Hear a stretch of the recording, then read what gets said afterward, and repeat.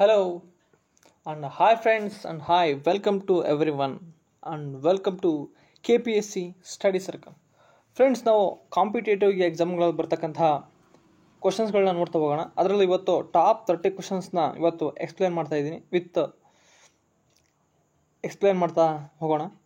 ಮೊದಲನೇದಾಗಿ ಭಾರತದ ರಕ್ಷಣಾ ವ್ಯವಸ್ಥೆಗೆ ಸಂಬಂಧಿಸಿದಂತೆ ಕ್ವಶನ್ ನೋಡ್ತಾ ಹೋಗೋಣ.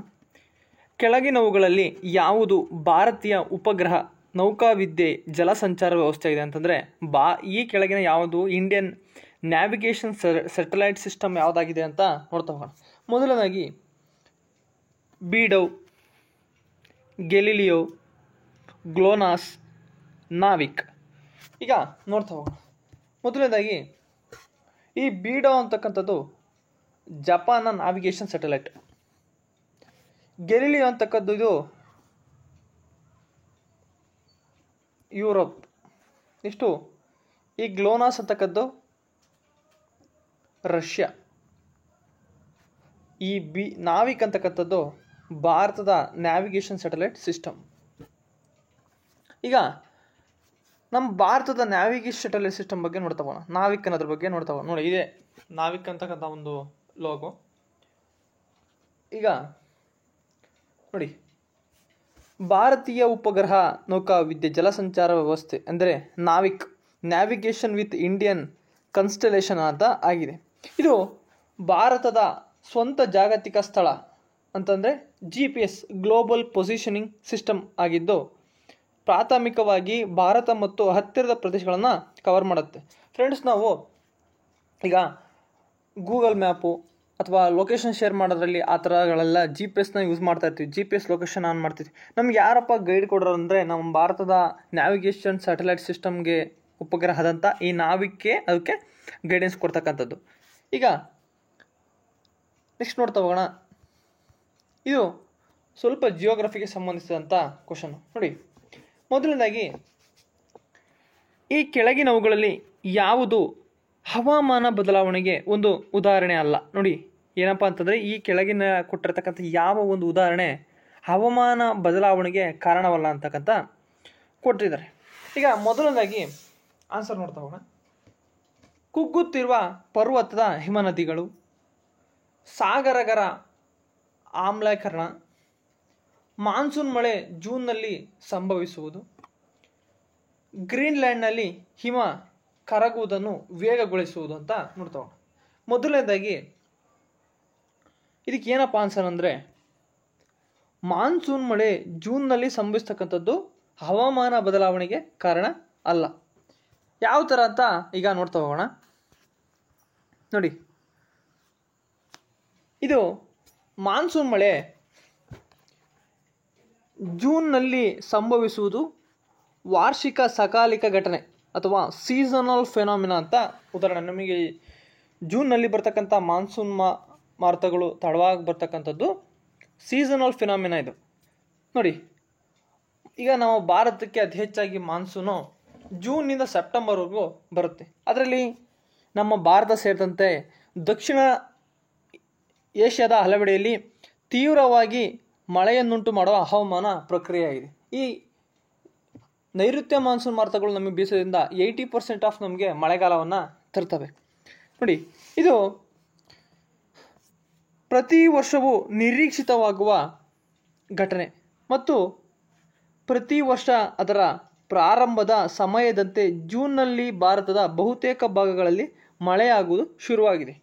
ಈಗ ಜೂನ್ನಲ್ಲಿ ಬರಲಿರುವ ಒಂದು 10 ದಿನ ಅಥವಾ 15 ದಿನ ಅಥವಾ ಒಂದು ತಿಂಗಳು ಲೇಟ್ ಆದರೂ ನಮಗೆ ಮಳೆ ಬಂದೇ ಬರುತ್ತೆ. ನಾವು ಇದನ್ನು ಸೀಸನಲ್ ಫೆನಾಮಿನಾ ಅಂತ ನೋಡ್ತಾ ಹೋಗೋಣ. ಈಗ ಸ್ವಲ್ಪ ಬೇರೆ ಆಪ್ಷನ್ಸ್ಗಳನ್ನ ನೋಡ್ತಾ ಹೋಗೋಣ. ನೋಡಿ, ಕುಗ್ಗುತ್ತಿರುವ ಹಿಮಪರ್ವತಗಳು. ಹಿಮಪರ್ವತಗಳಿಂದ ಇದು ಯಾವ ಥರ ಹವಾಮಾನ ಬದಲಾವಣೆಗೆ ಕಾರಣ ಆಗ್ತಿದೆ ಅಂತ ನೋಡಿ. ಈಗ ಜಾಗತಿಕ ತಾಪಮಾನ ಅಂತಂದರೆ ಗ್ಲೋಬಲ್ ವಾರ್ಮಿಂಗ್ ಎಫೆಕ್ಟ್ ಆಗಿ ಸೂರ್ಯನ ರೇಸ್ಗಳು ಭೂಮಿಗೆ ಅಪ್ಪಳಿಸಿದಾಗ ಅವು ರೇಡಿಯೇಷನ್ ಮೂಲಕ ಹೀಟ್ ಜನರೇಟ್ ಮಾಡಿದಾಗ ನಮ್ಮಲ್ಲಿ ಭೂಮಿಯ ಅಟ್ಮಾಸ್ಫಿಯರಲ್ಲಿ ಇರ್ತಕ್ಕಂಥ ಗ್ರೀನ್ ಹೌಸ್ ಗ್ಯಾಸಸ್ಗಳು ಆ ಒಂದು ಹೀಟ್ನ ಹಿಡಿದಿಟ್ಕೊಂಡು ಆ ಹೀಟಿಂದ ಹಿಮಪರ್ವತಗಳು ಅಂತಂದರೆ ಎಸ್ಪೆಷಲಿ ನಮ್ಮ ಮೌಂಟ್ ಎವರೆಸ್ಟ್ ಆಗಿರ್ಬೋದು, ಕಾಂಚನ, ಈ ಥರಗಳು ಪರ್ವತಗಳು ಹೆಚ್ಚು ಬಿಸಿಯಾಗಿ ಆ ಐಸ್ಬರ್ಗ್ಗಳು ಕರಗ್ತಕ್ಕಂಥದ್ದು. ನೆಕ್ಸ್ಟು ಸಾಗರದ ಆಮ್ಲೀಕರಣ. ನೋಡಿ, ಈ ಸಾಗರದ ಆಮ್ಲೀಕರಣ ಅಂತಂದ್ರೆ ಏನಪ್ಪ ಅಂತಂದರೆ, ವಾತಾವರಣದಲ್ಲಿ ಎಕ್ಸೆಸ್ ಆಫ್ ಕಾರ್ಬನ್ ಡೈಆಕ್ಸೈಡ್ ಅಥವಾ ಇಂಗಾಲದ ಪ್ರಮಾಣ ಜಾಸ್ತಿ ಆದಾಗ ಈ ಸಾಗರವು ಇಂಗಾಲದ ಕನ್ಸಂಪ್ಷನ್ ಹೆಚ್ಚು ಮಾಡ್ಕೊಳುತ್ತೆ. ಅವಾಗ ಇದು ನೀರಿನ ಜೊತೆಗೆ ರಿಯಾಕ್ಟ್ ಆದಾಗ ಆ ಸಮುದ್ರದಲ್ಲಿ ಪೊಟೆನ್ಷಿಯಲ್ ಆಫ್ ಹೈಡ್ರೋಜನ್ನು ಹೆಚ್ಚಾಗಿ ಅಲ್ಲಿರ್ತಕ್ಕಂಥ ಜೀವಿಗಳಿಗೆ ಏನಾದರೂ ತೊಂದರೆ ಆಗ್ತಕ್ಕಂಥದ್ದು ಮತ್ತು ಅಲ್ಲಿರ್ಬೋದಕ್ಕಂಥ ಕೋರಲ್ ರೀಫ್ಗಳು, ಹವಳ ದಂಡೆಗಳಿಗೆ ಕಾರಣವನ್ನು ಆಗ್ತಕ್ಕಂಥದ್ದು.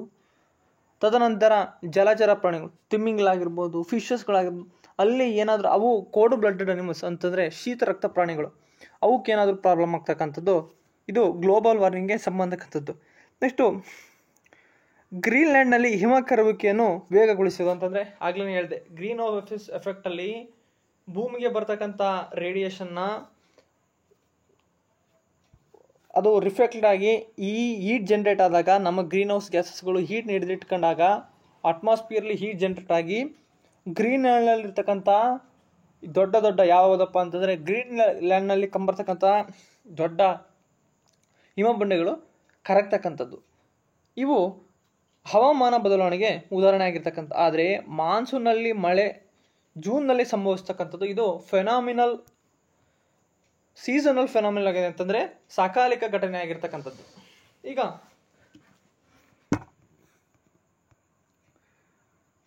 ನೋಡಿ,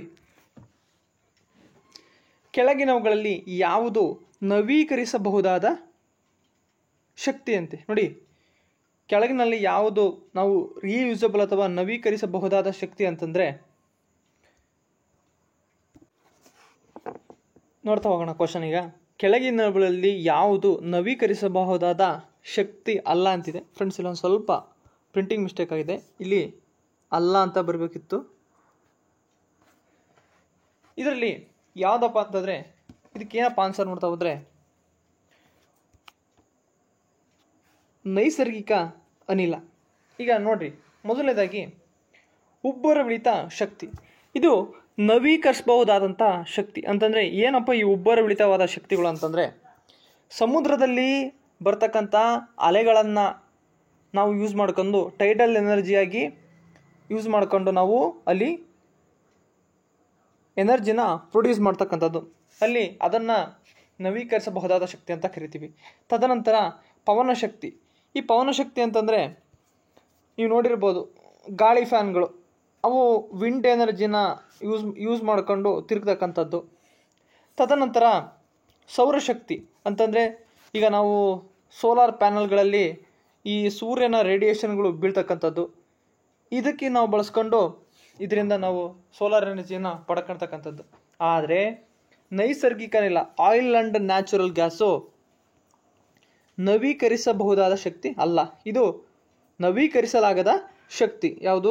ಈ ನೈಸರ್ಗಿಕ ಅನಿಲ.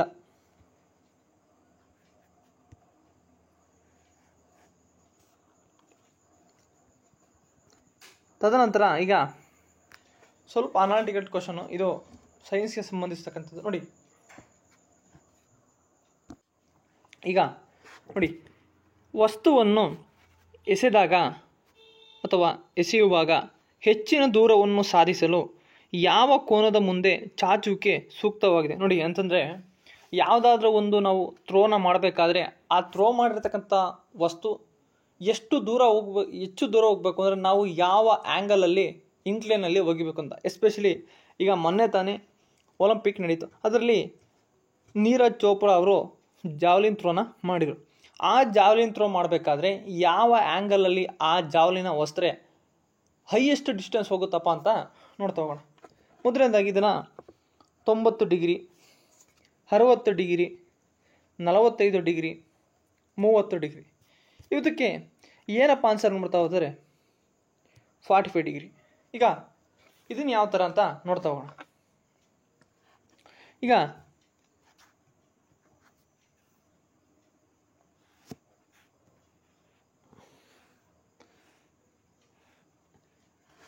ಈ ಥರ ಒಂದು 90 ಡಿಗ್ರಿ ಆ್ಯಂಗಲ್ ಇರ್ತಕ್ಕಂಥದ್ದು, ಇದನ್ನು ಎ ಅಂತ ಕರೆಯೋಣ, ಇದನ್ನು ಬಿ ಅಂತ ಕರೆಯೋಣ. ನೋಡಿ ಇಲ್ಲಿ ಒಬ್ಬ ವ್ಯಕ್ತಿ ಇರ್ತಕ್ಕಂಥದ್ದು, ಇವನು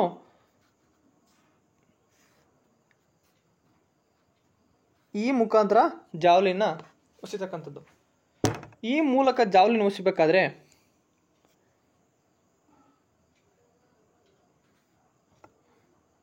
ಈ ಕಡೆನೂ ಕೂಡ 45 ಡಿಗ್ರಿ, ಈ ಕಡೆನೂ ಕೂಡ 45 ಡಿಗ್ರಿ. ತದನಂತರ ಈ ಆ್ಯಂಗಲ್ಲು ಬರ್ತಾ ಬರ್ತಾ ಬರ್ತಾ ಬರ್ತಾ ಈ ಟಾಪ್ ಲೆವೆಲಿಗೆ ಬಂದಾಗ ಈ 45 ಡಿಗ್ರಿ, ತದನಂತರ ಈ 45 ಡಿಗ್ರಿ ಆ್ಯಡ್ ಆದಾಗ 90 ಡಿಗ್ರಿ ಆಗುತ್ತೆ. ಆವಾಗ ಆ ಬಿದ್ದಂತಕ್ಕಂತಹ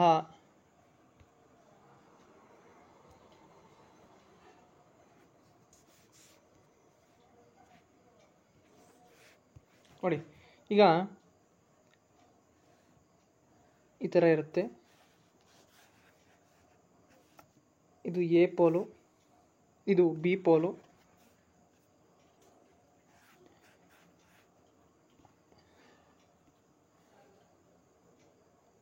ಇಲ್ಲಿಂದ ಒಂದು ಆರೋ ಮಾರ್ಕ್ ಇರುತ್ತೆ, ಅಂದರೆ ಇದು ಜಾವ್ಲಿನ್ ಅಂತ ಅಂದ್ಕೊಳ್ಳಿ. ಇಲ್ಲೊಬ್ಬ ಮನುಷ್ಯ ಆ ಜಾವ್ಲಿನ ಈ ಮುಖಾಂತರ ಉಸಿತಾ ಇದ್ದಾನೆ. ಇವಾಗ ಈ ಭಾಗದಲ್ಲಿ 45 ಡಿಗ್ರಿ, ಈ ಭಾಗದಲ್ಲೂ 45 ಡಿಗ್ರಿ ಇರುತ್ತೆ. ಈಗ ಇದರ ಡಿಸ್ಟೆನ್ಸು ಇಷ್ಟು ದೂರ ಇರುತ್ತೆ. ಈ ಜಾವ್ಲಿನು ಈ ಮೂಮೆಂಟ್ ಆದಂಗೆ ಇಲ್ಲಿ ಸೆಂಟ್ರಿಗೆ ಬಂದ್ಬಿಡುತ್ತೆ. ಅಂತಂದರೆ ಈಗ ಇಲ್ಲಿಂದ ಇಲ್ಲಿಗೆ ಡಿಸ್ಟೆನ್ಸು ಎಷ್ಟಿದೆಯಪ್ಪ ಅಂತಂದರೆ ಒಂದು 100 ಮೀಟ್ರ್ ಇದೆ ಅಂತ ಅಂದ್ಕೊಳ್ಳೋಣ. ಇದರಲ್ಲಿ ಇಲ್ಲಿಗೆ 50 ಮೀಟ್ರ್. ಇದು ಸೆಂಟರಿಗೆ ಬರುತ್ತೆ. ಇಲ್ಲಿ ನೋಡಿ, ಇದು sin 45, ಇದು ಕೂಡ cos 45. ಅವಾಗ ಈ ಡಿಸ್ಟೆನ್ಸಿಗೆ ಬಂದಾಗ ಇಲ್ಲಿ 90 ಡಿಗ್ರಿ.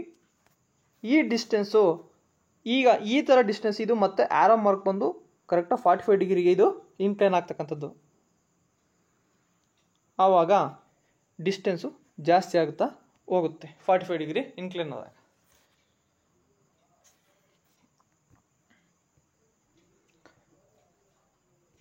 ಇದಕ್ಕೆ ಆನ್ಸರ್ ಏನಪ್ಪ ಅಂತಂದರೆ 45 ಡಿಗ್ರಿ.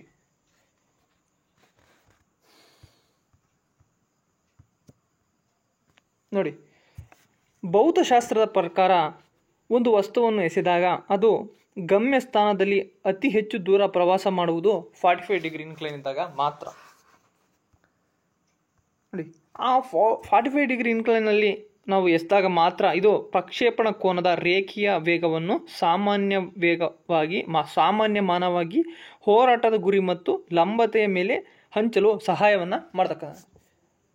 ಯಾವಾಗ ನಾವು ಆ 45 ಡಿಗ್ರಿ ಇನ್ಕ್ಲೈನ್ ಆಗಿ ಥ್ರೋ ಮಾಡ್ತೀವೋ ಆವಾಗ ಅದು ಸೆಂಟ್ರಿಗೆ ಬಂದಾಗ ಅಥವಾ ಅವೆರಡು ಡಿಸ್ಟೆನ್ಸ್ ಸೆಂಟ್ರಿಗೆ ಬಂದಾಗ 90 ಡಿಗ್ರಿ ಆಗುತ್ತೆ. ಆಮೇಲೆ ಮತ್ತೆ 45 ಡಿಗ್ರಿ ಇನ್ಕ್ಲೈನ್ ಹಾಕಿ ಅದು ಎಷ್ಟು ದೂರ ಆ ಸೆಂಟರಿಗೆ ಬರೋಕ್ಕೆ ಕ್ರಮಿಸಿರುತ್ತೋ ನೆಕ್ಸ್ಟು ಅದೇ ದೂರನ ಲ್ಯಾಂಡ್ ಆಗೋಕ್ಕೂ ಕ್ರಮಿಸುತ್ತೆ. ಹಾಗಾಗಿ ನಾವು 45 ಡಿಗ್ರಿ ಇನ್ಕ್ಲೈನಲ್ಲಿ ಬಸ್ತಾರೆ ಹೆಚ್ಚು ದೂರ ಹೋಗುತ್ತೆ. ಈಗ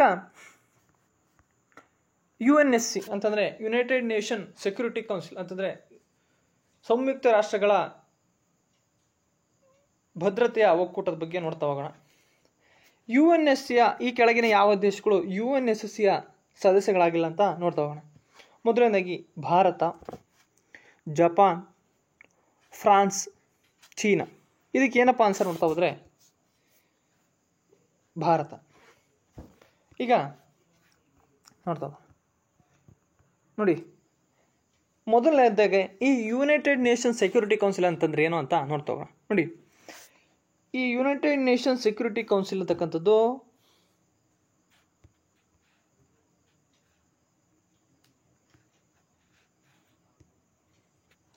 ಈ ಯುನೈಟೆಡ್ ನೇಷನ್ಸ್ ಸೆಕ್ಯೂರಿಟಿ ಕೌನ್ಸಿಲ್ ಅಂತಕ್ಕದ್ದು ಸಂಯುಕ್ತ ರಾಷ್ಟ್ರಗಳ ಭದ್ರತಾ ಮಂಡಳಿ ಅಂತಂದರೆ ವಿಶ್ವದಲ್ಲಿ ಶಾಂತಿ ಮತ್ತು ಸುಭದ್ರತೆಯನ್ನು ಕಾಪಾಡಲು ಮತ್ತು ಬಲವರ್ಧಿಸಲು ಸಕ್ರಿಯವಾಗಿ ಕಾರ್ಯನಿರ್ವಹಿಸುವ ವಿಶ್ವಸಂಸ್ಥೆಯ ಪ್ರಮುಖ ಅಂಗವಾಗಿದೆ. ನೋಡಿ ಅಂತಂದರೆ ಜಗತ್ತಿನಲ್ಲಿ ಸೆಕ್ಯೂರಿಟಿ ಮತ್ತು ಪೀಸ್, ಭದ್ರತೆ ಮತ್ತು ಶಾಂತತೆಯನ್ನು ಕಾಪಾಡಲು ಬಲವರ್ಧಿಸಲು ಸಕ್ರಿಯವಾಗಿ ಆ ಎರಡು ಅಂಶಗಳಿಗೆ ಕಾರ್ಯನಿರ್ವಹಿಸುವಂತಹ ವಿಶ್ವಸಂಸ್ಥೆಯ ಪ್ರಮುಖ ಸಂಸ್ಥೆಯಾಗಿದೆ ಅಂತೆ. ತದನಂತರ ಹಾಗಾದರೆ ಈ ಯುನೈಟೆಡ್ ನೇಷನ್ಸ್ ಸೆಕ್ಯೂರಿಟಿ ಕೌನ್ಸಿಲ್ನ ಮಂಡಳಿಯ ಮುಖ್ಯ ಕಾರ್ಯಗಳೇನು ಅಂತ ನೋಡ್ತಾ ಹೋಗೋಣ. ಇದು ನೋಡಿ, ಜಾಗತಿಕವಾಗಿ ಶಾಂತಿ, ಭದ್ರತೆ, ವಿಶ್ವದ ಯಾವುದೇ ಭಾಗದಲ್ಲಿ ಶಾಂತಿ ಹದಗೆಟ್ಟಾಗ ಭದ್ರತಾ ಮಂಡಳಿಯು ತತ್ಕ್ಷಣವಾಗಿ ಕ್ರಮಗಳನ್ನು ಕೈಗೊಳ್ತಕ್ಕಂಥದ್ದು. ನೋಡಿ ನೆಕ್ಸ್ಟು ಸದಸ್ಯತೆ. ಹಾಗಾದರೆ ಈ ಯುನೈಟೆಡ್ ನೇಷನ್ಸ್ ಸೆಕ್ಯೂರಿಟಿ ಕೌನ್ಸಿಲ್ ಯಾರ್ಯಾರು ಸದಸ್ಯತೆಯನ್ನು ಹೊಂದಿದ್ರು ಅಂತ ನೋಡ್ತಾ ಹೋಗೋಣ. ನೋಡಿ, ಇದರಲ್ಲಿ ಎರಡು ರೀತಿಯಾದ ಸದಸ್ಯರು ಬರ್ತಾರೆ. ಮೊದಲನೇದಾಗಿ ಸ್ಥಿರ ಸದಸ್ಯರು ಅಂತಂದರೆ ಪರ್ಮನೆಂಟ್ ಮೆಂಬರ್ಸು. ನೋಡಿ, ಈ ಭದ್ರತಾ ಮಂಡಳಿಯಲ್ಲಿ 5 ಸ್ಥಿರ ಸದಸ್ಯ ರಾಷ್ಟ್ರಗಳಿವೆ. ನೋಡಿ, ಈ ಯುನೈಟೆಡ್ ನೇಷನ್ಸ್ ಸೆಕ್ಯೂರಿಟಿ ಕೌನ್ಸಿಲಲ್ಲಿ ಎಷ್ಟಿದಪ್ಪ ಅಂದರೆ 5 ದೇಶಗಳು ಪರ್ಮನೆಂಟ್ ಮೆಂಬರ್ಸ್ ಆಗಿ ಇದ್ದಾವೆ. ಅದರಲ್ಲಿ ಯಾವುದ್ಯಾವುದು ಅಂತಂದರೆ ಬಹಳ ಇಂಪಾರ್ಟೆಂಟು, ಎಕ್ಸಾಮಲ್ಲಿ ಭಾಳ ಕೇಳ್ತಿರ್ತಾರೆ. China, France, Russia, United Kingdom ಮತ್ತು ಯುನೈಟೆಡ್ ಸ್ಟೇಟ್ಸ್. ಈ 5 ರಾಷ್ಟ್ರಗಳು ಯುನೈಟೆಡ್ ನೇಷನ್ನಲ್ಲಿ ಸೆಕ್ಯೂರಿಟಿ ಕೌನ್ಸಿಲ್ ಸದಸ್ಯತ್ವವನ್ನು ಹೊಂದಿದೆ. ಮತ್ತು ಈ 5 ರಾಷ್ಟ್ರಗಳ ಒಂದು ಸೂಪರ್ ಪವರ್ ಏನಪ್ಪ ಅಂತಂದರೆ ವೀಟೋ ಪವರ್ ಅಂತಕ್ಕಂಥದ್ದು ಈ 5 ದೇಶಗಳು ಹೊಂದಿರತಕ್ಕಂಥದ್ದು. ಹಾಗಾದರೆ ಭಾರತ ದೇಶದಲ್ಲಿ ಪ್ರಪಂಚದಲ್ಲಿ ಈಗ ಯಾವ್ಯಾವು ಹೊಂದಿದ್ದಾವೆ ಅಂತ ನೋಡಿದ್ವಿ. ಒಂದನೇದು ಅಮೆರಿಕ ಇತ್ತು, ತದನಂತರ ರಷ್ಯಾ ಇದೆ, ಚೀನಾ ಇದೆ, ಯುನೈಟೆಡ್ ಕಿಂಗ್ಡಮ್ ಇದೆ, ಫ್ರಾನ್ಸ್ ಇದೆ. ಹಾಗಾಗಿ ನೆಕ್ಸ್ಟು ಅಸ್ಥಿರ ಸದಸ್ಯರು ಅಂತಂದರೆ ನಾನ್ ಪರ್ಮನೆಂಟ್ ಮೆಂಬರ್ಸನ್ನು ನೋಡ್ತಾ ಹೋಗೋಣ. ನೋಡಿ, ಈಗ 15 ಸದಸ್ಯ ರಾಷ್ಟ್ರಗಳಲ್ಲಿ 10 ರಾಷ್ಟ್ರಗಳು ಆಯ್ಕೆ ಮಾಡುವ ಅಂತಂದರೆ 15 ಸದಸ್ಯ ರಾಷ್ಟ್ರಗಳಲ್ಲಿ 10 ಜನ ನಾನ್ ಪರ್ಮನೆಂಟ್ ಮೆಂಬರ್ ಆಗಿ ಆಯ್ಕೆಯನ್ನು ಮಾಡ್ತಕ್ಕಂಥ. ಅದರಲ್ಲಿ ಇವು 2 ವರ್ಷಗಳ ಅವಧಿಗೆ ಮಾತ್ರ ಸದಸ್ಯತ್ವವನ್ನು ಹೊಂದಿರ್ತವೆ. ನೋಡಿ, ಯಾವಂತಂದರೆ 15 ರಾಷ್ಟ್ರಗಳಲ್ಲಿ 10 ರಾಷ್ಟ್ರಗಳನ್ನ ಆಯ್ಕೆ ಮಾಡ್ತಾರೆ. ಇವು 2 ವರ್ಷ ಮಾತ್ರವಾಗಿ ಸದಸ್ಯರಾಗಿದ್ದು ಆಯ್ಕೆ ಆಗ್ತಕ್ಕಂಥದ್ದು. ಅವುಗಳನ್ನು ಯಾವ್ಯಾವ ದೇಶಪ್ಪ ಅಂತಂದರೆ, ಒಂದು Algeria, Guyana, Haiti, Japan, Mozambique, Nigeria, Ecuador, Malta. ತದನಂತರ ಸ್ಲೋವೇನಿಯಾ, ಸ್ವಿಟ್ಜರ್ಲ್ಯಾಂಡ್. ಈಗ ನೆಕ್ಸ್ಟು ಇಂಡಿಯನ್ ಹೆಲ್ತ್ಗೆ ಸಂಬಂಧಿಸಿದಂತೆ ನೋಡ್ತಾ ಹೋಗೋಣ. ಕೇಂದ್ರ ಸರ್ಕಾರದಿಂದ ಪರಿಚಯಿಸಲ್ಪಟ್ಟ ABHA ಯಾವುದಕ್ಕೆ ಸಂಬಂಧಿಸಿದೆ ಅಂತ ನೋಡ್ತಾ ಹೋಗೋಣ. ಇದು ಮೊದಲನೇದಾಗಿ ಆರೋಗ್ಯ ವಿಚಾರ ಅಥವಾ ವಾಯುಯಾನ ಅಥವಾ ಸಾರ್ವಜನಿಕ ವಿತರಣೆ ಮತ್ತು ಉನ್ನತ ಶಿಕ್ಷಣ.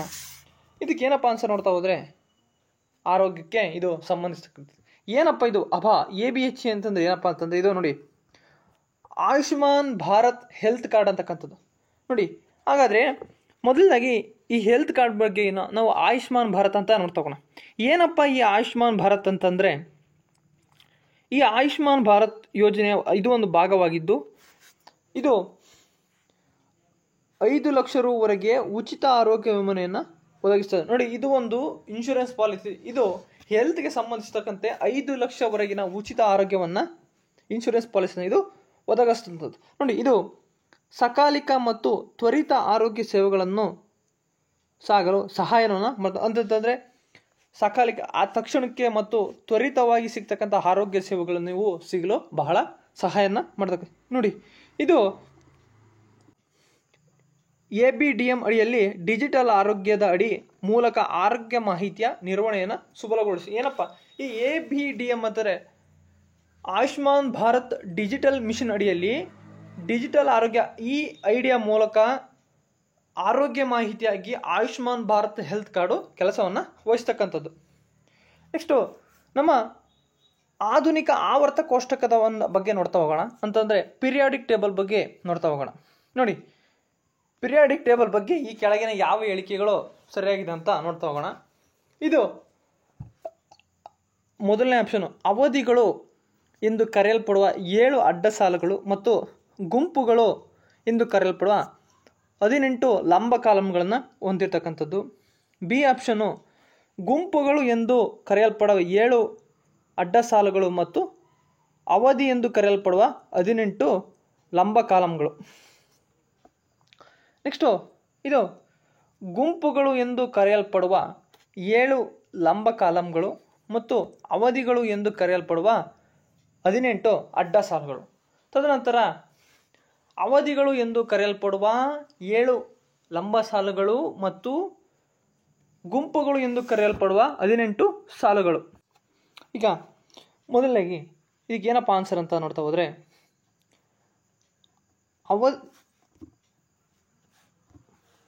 ಅವಧಿಗಳು ಎಂದು ಕರೆಯಲ್ಪಡುವ 7 ಅಡ್ಡ ಸಾಲುಗಳು ಮತ್ತು ಗುಂಪುಗಳು ಎಂದು ಕರೆಯಲ್ಪಡುವ 18 ಲಂಬ ಕಾಲಮ್ಗಳು. ಈಗ ಪಿರಿಯಾಡಿಕ್ ಟೇಬಲ್ ಬಗ್ಗೆ ನೋಡ್ತಾ ಹೋಗೋಣ. ನೋಡಿ, ಇದೇ ಪಿರಿಯಾಡಿಕ್ ಟೇಬಲ್ಲು. ಇದರಲ್ಲಿ ನೋಡಿ, ಇದನ್ನು ನಾವು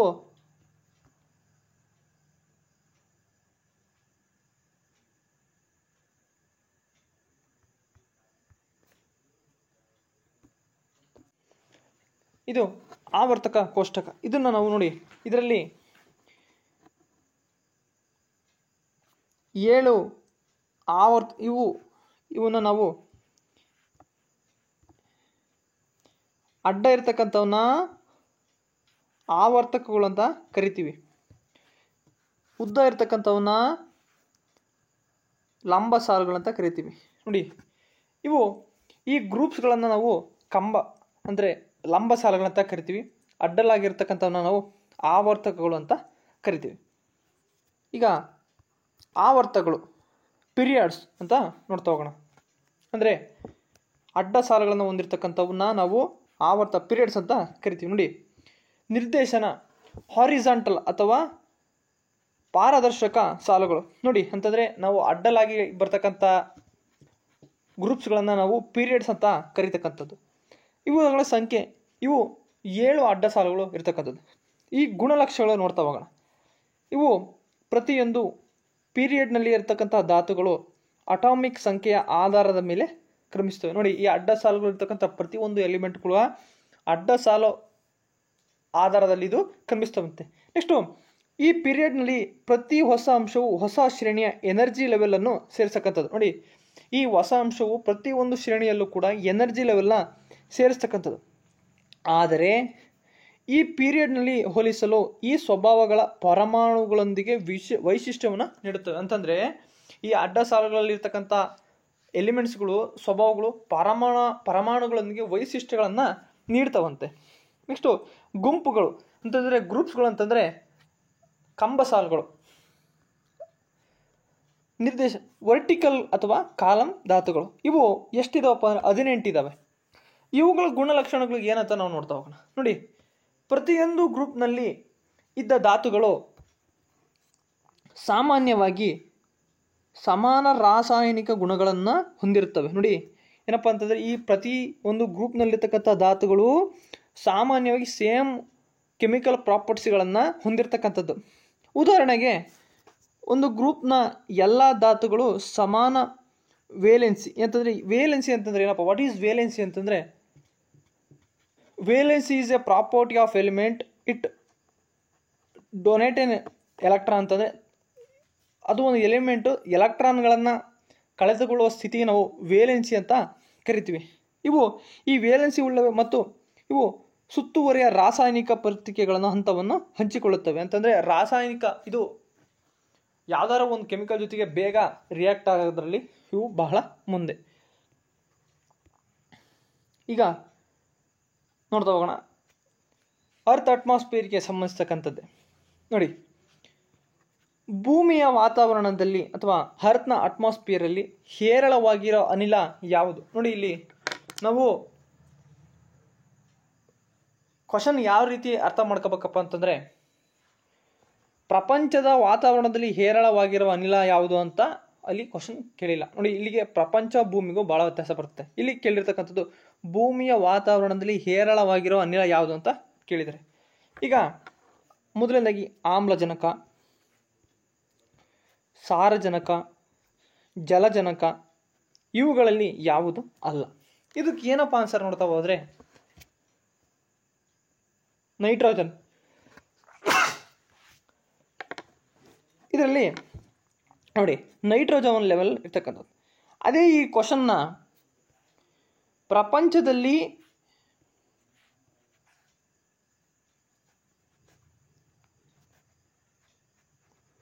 ಪ್ರಪಂಚದ ವಾತಾವರಣದಲ್ಲಿ ಹೇರಳವಾಗಿ ಕಂಡುಬರುವ ಅನಿಲ ಯಾವುದು ಅಂತಕ್ಕಂಥದ್ದನ್ನು ಏನಾದ್ರು ಇಲ್ಲಿ ಕೇಳಿದರೆ ಇದಕ್ಕೆ ಯಾವ ಆನ್ಸರ್ ಕರೆಕ್ಟ್ ಆಗ್ತಿತ್ತು ಅಂತಂದರೆ ಜಲಜನಕ ಕರೆಕ್ಟ್ ಆಗ್ತಕ್ಕಂಥದ್ದು. ಬಟ್ ಆದರೆ ಇಲ್ಲಿ ಭೂಮಿಯ ವಾತಾವರಣದಲ್ಲಿ ಹೇರಳವಾಗಿರೋ ಅನಿಲ ಯಾವುದು ಅಂತ ಕೇಳಿದ್ರಿಂದ ನಾವು ಸಾರಜನಕನ ಹಾಕಬೇಕಾಗುತ್ತೆ. ಈಗ ಇದನ್ನೊಂದು ಸ್ವಲ್ಪ ನೋಡ್ತಾ ಹೋಗೋಣ. ನೋಡಿ ಇಲ್ಲೊಂದು ಫ್ಲೋ ಚಾರ್ಟ್ ಹಾಕಿದ್ದೀನಿ. ಏನಪ್ಪ ಅಂತಂದರೆ ಭೂಮಿಯ ವಾತಾವರಣದಲ್ಲಿ ಯಾವ ಯಾವ ಅನಿಲ ಎಷ್ಟಿದ್ದಾವೆ ಅಂತ ನೋಡ್ತಾ ಹೋಗೋಣ. ನೋಡಿ ಈ ಭೂಮಿಲಿ 78% ಆಫ್ ನೈಟ್ರೋಜನ್ ಇರ್ತಕ್ಕಂಥದ್ದು ಸಾರಜನಕ, 21% ಆಫ್ ಜೀವ ಅನಿಲ ಆಕ್ಸಿಜನ್ ಇರ್ತಕ್ಕಂಥದ್ದು, ನೆಕ್ಸ್ಟು 0.96% ಆಫ್ ಅದರ್ ಗ್ಯಾಸಸ್ ಇರ್ತಕ್ಕಂಥದ್ದು, ಮೋಸ್ಟ್ಲಿ ಆರ್ಗನ್ ಆಗಿರೋ ಅಂತಂದರೆ ನೋಬೆಲ್ ಗ್ಯಾಸ್ಗಳಾಗಿರ್ತಕ್ಕಂಥ ಆರ್ಗನ್ ಇರ್ತಕ್ಕಂಥದ್ದು. ಇನ್ನು ಹಸಿರು ಮನೆಯಲ್ಲಿ ಕರಿತಕ್ಕಂಥ 0.4% ಕಾರ್ಬನ್ ಡೈಆಕ್ಸೈಡು ಈ ಅರ್ತ್ ಅಟ್ಮಾಸ್ಫಿಯರಲ್ಲಿ ಪ್ರೆಸೆಂಟ್ ಇರ್ತಕ್ಕಂಥದ್ದು. ತದನಂತರ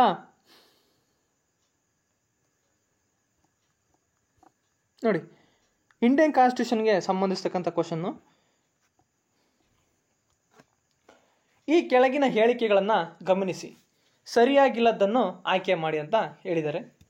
ಈಗ ಮೊದಲು ನೋಡ್ತಾ ಹೋಗೋಣ.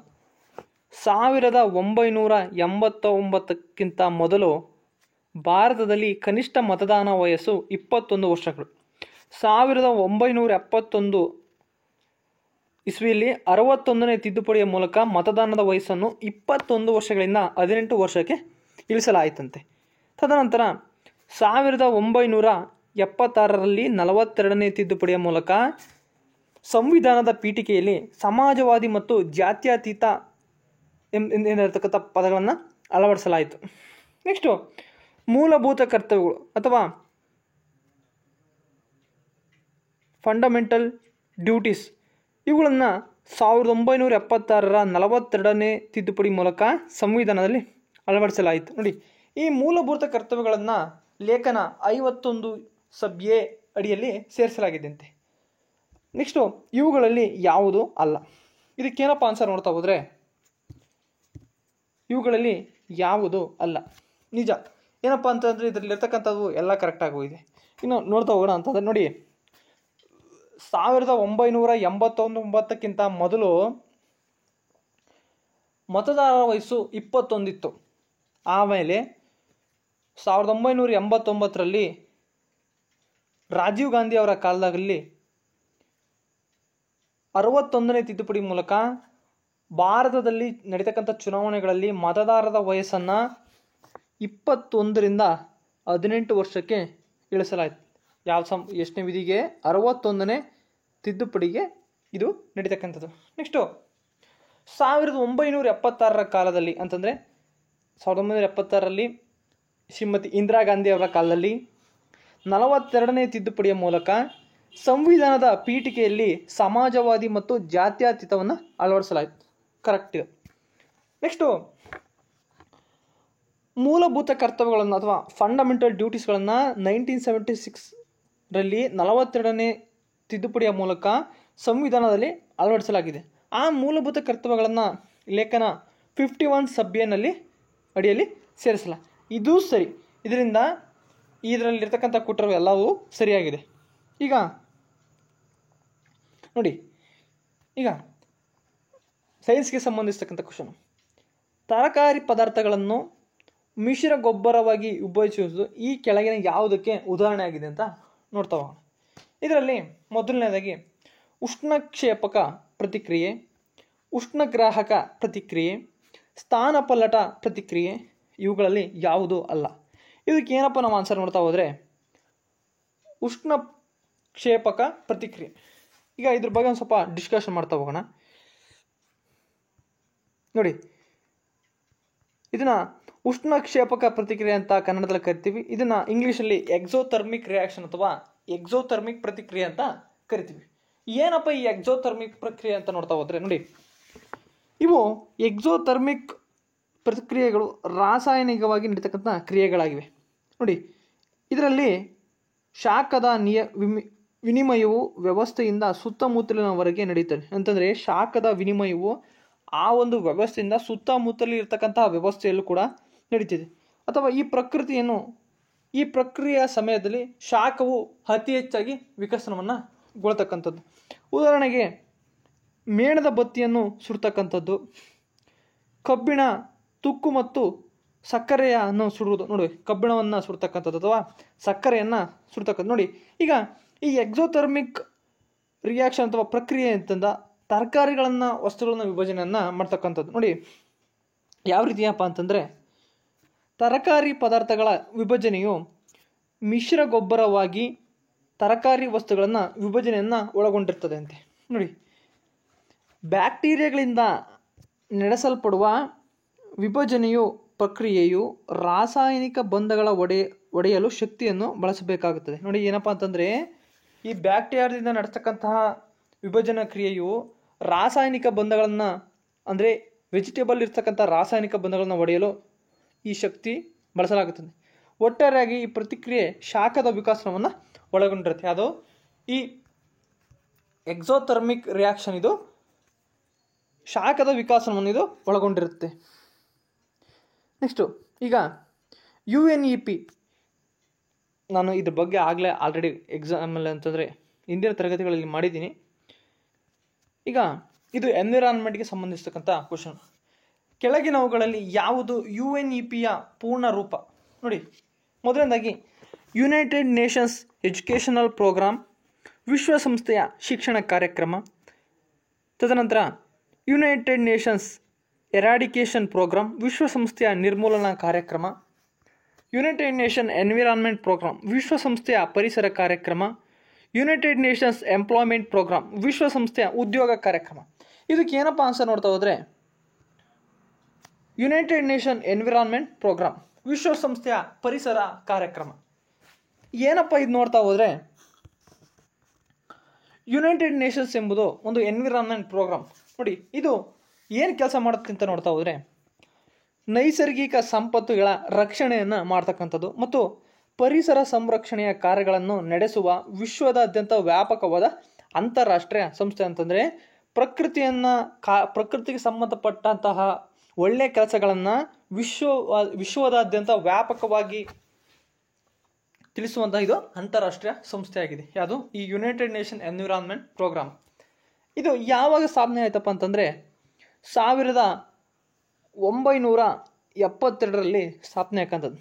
ಇದರ ಹೆಡ್ ಕ್ವಾರ್ಟರ್ಸ್ ಅಥವಾ ಕೇಂದ್ರ ಕಚೇರಿ ಎಲ್ಲಿದೆ ಅಂತ ನೋಡ್ತಾ ಹೋದರೆ ಕೀನ್ಯಾದ ನೈರೋಬಿಯಲ್ಲಿ ಇದರ ಕೇಂದ್ರ ಕಚೇರಿ ಕಂಡುಬರ್ತಕ್ಕಂಥದ್ದು. ನೆಕ್ಸ್ಟು ನೋಡಿ, IR-20, ಜಯ ಮತ್ತು ರತ್ನ ಈ ಕೆಳಗಿನ ಯಾವ ವಿಧಗಳು ಅಂತ ಕೇಳಿದರೆ ಏನಂತಂದರೆ IR-20, ಜಯ ಮತ್ತು ರತ್ನ ಇವು ಏನು ಅಂತ ಕೇಳಿದ್ದಾರೆ. ಇವು ಏನಂತ ನೋಡ್ತಾ ಹೋಗೋಣ. ಮೊದಲನೇದಾಗಿ ಇವು ಭತ್ತನ, ಗೋಧಿನ, ಮಿಲೆಟ್, ರಾಗಿ ಅಥವಾ ನವಣೆಯ ಮೊದಲಾದ ಧಾನ್ಯಗಳ, ತದನಂತರ ರಾಗಿನ ಅಂತ ನೋಡ್ತಾ ಹೋಗೋಣ. ನೋಡಿ, ಇದಕ್ಕೆ ಏನಪ್ಪ ಆನ್ಸರ್ ಇರುತ್ತಂದರೆ ಭತ್ತ. ಇವು ಭತ್ತದ ತಳಿಗಳು. ಇವನ್ನ ಹಸಿರು ಕ್ರಾಂತಿಯಲ್ಲಿ ನಡೆದಾಗ HYDP ಅಂತ ಕೇಳ್ತಾರೆ. ಏನಪ್ಪ ಅಂತಂದರೆ ಈ ಹಸಿರು ಕ್ರಾಂತಿ ನಡೆದಾಗ ಹೈ ಹೀಲ್ಡಿಂಗ್ ವೆರೈಟೀಸ್ ಆಫ್ ಪ್ರೋಗ್ರಾಮ್ ಅಂತ ಒಂದು ಸ್ಕೀಮನ್ನು ತರ್ತಾರೆ. ಇದರ ಅಡಿಯಲ್ಲಿ ಅತಿ ಹೆಚ್ಚು ಇಳುವರಿ ನೀಡ್ತಕ್ಕಂಥ ಬೀಜಗಳ ಉತ್ಪಾದನೆಯಲ್ಲಿ ತೊಡಗ್ತಾರೆ. ಅದರಲ್ಲಿ ಈ IR-20, ಜಯ ಮತ್ತು ರತ್ನಗಳು ಭತ್ತದ ಅತಿ ಹೆಚ್ಚು ಇಳುವರಿ ಕೊಡ್ತಕ್ಕಂತಹ ಭತ್ತದ ತಳಿಗಳು. ನೋಡಿ, ಈ IR-20ಯ ಭತ್ತದ ತಳಿ ಸ್ಪೆಷಲ್ ಏನಪ್ಪ ಅಂತಂದರೆ ನೋಡಿ, ಇದು ಸಾಮಾನ್ಯವಾಗಿ ಕಡಿಮೆ ನೀರಿನ ಅಗತ್ಯವಿರ್ತಕ್ಕಂತಹ ಒಂದು ಭತ್ತದ ಬೆಳೆ ಬೀಜ. ಇದು ಉದ್ದ ಶ್ರೇಣಿಯ ರೈತರುಗಳಲ್ಲಿ ಸವಾಲುಗಳನ್ನು ಎದುರಿಸಲು ನೆರವಾಗುವ ಬಗೆಗಿನ ತಳಿಯಾಗಿದೆ. ಏನಪ್ಪ ಅಂತ ನೋಡಿ, ಇಲ್ಲಿ ಕಡಿಮೆ ನೀರಲ್ಲೇ ಇರ್ತಕ್ಕಂಥದ್ದು ಬೆಳೀತಕ್ಕಂಥ ಒಂದು ಭತ್ತದ ತಳಿಯಾಗಿದೆ. ನೆಕ್ಸ್ಟು ಜಯ. ನೋಡಿ, ಇದು ಈ ಜಯ ಅಂತಕ್ಕಂಥದ್ದು ಅಕಾಲಿಕ ಮಳೆ ಕಡಿಮೆಯಿಂದಾಗಿ ಅಥವಾ ಕಡಿಮೆ ನೀರಿನ ಅಗತ್ಯ ಇರತಕ್ಕಂತಹ ಒಂದು ಸಮಯದಲ್ಲಿ ಉತ್ತಮ ಬೆಳೆಯನ್ನು ನೀಡ್ತಕ್ಕಂತಹ ಬೀಜದ ತಳಿಯಾಗಿರ್ತಕ್ಕಂಥದ್ದು. ತದನಂತರ ರತ್ನ. ನೋಡಿ, ಈ ರತ್ನ ಅಂತಕ್ಕಂಥದ್ದು, ರತ್ನ ತಳಿಯು ಹೆಚ್ಚು ಉತ್ಪಾದನಾ ಶಕ್ತಿ ಮತ್ತು ಉತ್ತಮ ಸ್ವಾಸ್ಥ್ಯವನ್ನು ನೀಡುವ, ಕಡಿಮೆ ಕಾಯಿಲೆಗಳನ್ನು ಎದುರಿಸಬಲ್ಲ ತಳಿಯಾಗಿದೆ ಅಂತ. ಏನಪ್ಪ ನೋಡಿ, ಈ ರತ್ನ ತಳಿ ಅತಿ ಹೆಚ್ಚು ಪ್ರೊಡಕ್ಷನ್ ಈಲ್ಡ್ ಹೊಂದಿರತಕ್ಕಂಥ ತಳಿಯಾಗಿದ್ದು ಮತ್ತು ಉತ್ತಮ ಸ್ವಾಸ್ಥ್ಯವನ್ನು ನೀಡತಕ್ಕಂಥ, ಕಡಿಮೆ ಅಂತಂದರೆ ಯಾವುದೇ ಒಂದು ತೊಂದರೆಗಳು ಅಥವಾ ಕಾಯಿಲೆಗಳು ಬರದಂತೆ ಎದುರಿಸುವಲ್ಲಿ ಉತ್ತಮ ತಳಿಯಾಗಿರ್ತಕ್ಕಂಥದ್ದು. ನೆಕ್ಸ್ಟು ನೋಡಿ, ಈಗ ಸೈನ್ಸ್ ಬಗ್ಗೆ ಕೇಳಿದರೆ ಯಾವುದಾದ್ರೂ ಎಕ್ಸಾಮ್ಗಳಲ್ಲಿ ನೋಬೆಲ್ ಗ್ಯಾಸ್ಗಳ ಬಗ್ಗೆ ಕೇಳ್ತಕ್ಕಂಥ ಬಹಳ ಸಂಭಾವನೆ ಇರುತ್ತೆ. ನೋಬೆಲ್ ಗ್ಯಾಸ್ ಅಂದರೆ ನೀವು ಜಡಾನಿಲಗಳಂತ ನೋಡಿರ್ಬೋದು. ಮೊದಲನೇದಾಗಿ, ಸಾಮಾನ್ಯವಾಗಿ ಯಾವ ಅನಿಲವನ್ನು ಉದಾತ್ತ ಬಲೂನ್ಗಳಲ್ಲಿ ಲಿಫ್ಟಿಂಗ್ಗಳ ಅನಿಲವಾಗಿ ನೀವು ಪ್ಯಾರಾಚೂಟ್ಗಳನ್ನು ನೋಡಿರ್ಬೋದು, ದೊಡ್ಡ ದೊಡ್ಡ ಪ್ಯಾರಾಚೂಟ್ಗಳು, ಅವು ದಪ್ಪ ಇರ್ತವೆ. ಅದರಲ್ಲಿ ಯಾವ ಒಂದು ನೋಬೆಲ್ ಗ್ಯಾಸ್ಗಳನ್ನು ತುಂಬಿರ್ತಾರೆ ಅಂತ ನೋಡ್ತಾ ಹೋಗೋಣ. ಮೊದಲನೇದಾಗಿ helium, organ, krypton, Radeon. Friends, ಇದಕ್ಕೆ ನಾವು ಏನಪ್ಪ ನೋಡ್ತಾ ಹೋದರೆ ಇದರಲ್ಲಿ ಹೀಲಿಯಮನ್ನು ತುಂಬಿರ್ತಕ್ಕಂಥದ್ದು. ತದನಂತರ ನೋಡಿ, ಈ ಹೀಲಿಯಂ ಬಲೂನನ್ನು ಲಿಫ್ಟಿಂಗ್ ಬಲೂನ್ಗಳಲ್ಲಿ ಬಳಸ್ತಕ್ಕಂಥದ್ದು. ಹಾಗಾದರೆ ಹೀಲಿಯಂನೇ ಯಾಕೆ ಬಳಸ್ತಾರೆ? ಬೇರೆದು ಬಳಸ್ಬೋದು, ಹೈಡ್ರೋಜನ್ ಬಳಸ್ಬೋದಲ್ಲ, ನೈಟ್ರೋಜನ್ ಬಳಸ್ಬೋದಲ್ಲ. ಆದರೆ ಹೀಲಿಯಂನ ಒಂದು ಪ್ರಮುಖ ಗುಣಲಕ್ಷಣಗಳಿವೆ. ಅವು ಯಾವುವು ಅಂತ ನಾವು ನೋಡ್ತಾ ಹೋಗೋಣ. ನೋಡಿ, ಹೀಲಿಯಂನ ತೂಕ ಬಹಳ ಕಡಿಮೆ. ಈ ಹೀಲಿಯಮ್ಮು ಗ್ಯಾಸು ಅತಿ ಹಗುರವಾಗಿರ್ತಕ್ಕಂಥ ಅನಿಲ. ಇದು ಕಡಿಮೆ ತೂಕನ ಹೊಂದಿದ್ದು, ಇದು ಬಲೂನು ಮೇಲೆ ಲಿಫ್ಟಿಂಗ್ ಹಾಕಿದ್ದು ಬಹಳ ಹೆಲ್ಪ್ಫುಲ್ ಆಗ್ತಕ್ಕಂಥ ಅನಿಲ ಮತ್ತು ಹೆಚ್ಚಿನ ಸುರಕ್ಷತೆ. ಹೀಲಿಯಮನ್ನು ಹೈಡ್ರೋಜನ್ಗೆ ಬದಲಾಯಿಸಿದಾಗ ಉಂಟಾಗುವ ಸ್ಫೋಟಕ ಶಕ್ತಿಯು ವಿರುದ್ಧ ಹೀಲಿಯಂ ಸುರಕ್ಷಿತ. ಅಂತಂದರೆ ಯಾವುದಾದ್ರೂ ಒಂದು ಸ್ಫೋಟಕ ಶಕ್ತಿ ಏನಾದರೂ, ಈಗ ಅಲ್ಲಿ ಕೆಳಗೆ ಬೆಂಕಿಯನ್ನು ಹಾಕಿರ್ತಕ್ಕಂಥದ್ದು, ಆ ಬೆಂಕಿಯಿಂದ ಆ ಗ್ಯಾಸ್ ಹೀಟಾಗಿ ಎಕ್ಸ್ಪೆನ್ಷನ್ ಆಗಿ ಭಾರವನ್ನು ಕಳ್ಕೊಂತ ಮೇಲೆ ಹೋಗ್ತಕ್ಕಂಥ. ಆದರೆ ಅದೇ ಜಾಗದಲ್ಲಿ ಹೈಡ್ರೋಜನ್ ಇದ್ದಿದ್ರೆ ಅಲ್ಲಿ ಫೈರ್ ಆಗೋ ಚಾನ್ಸಸ್ ಇರುತ್ತೆ. ಆದರೆ ಹೀಲಿಯಂಗೆ ಫೈರ್ ಆಗೋ ಚಾನ್ಸಸ್ ಬಹಳ ಕಡಿಮೆ ಇರತಕ್ಕಂಥದ್ದು. ನೆಕ್ಸ್ಟು ಹಣದ ಸಂಪತ್ತು. ಈ ಹೈಡ್ರೋಜನ್ನು ಭಾಳ ಕಾಸ್ಟ್ಲಿ, ಬಟ್ ಆದರೆ ಹೀಲಿಯಮ್ಮು ಇದು ಪ್ರಾಕೃತಿಕವಾಗಿ ಲಭ್ಯವಿರುವ ಸಂಪತ್ತು ಮತ್ತು ಇದು ದೀರ್ಘಕಾಲದ ಉದ್ದೇಶಕ್ಕಾಗಿ ಕಡಿಮೆ ಖರ್ಚು ಮತ್ತು ಕಡಿಮೆ ನಿರ್ವಹಣೆ ಬೇಡುತ್ತದೆ. ಅದು ಈ ಹೀಲಿಯಮ್ಮು.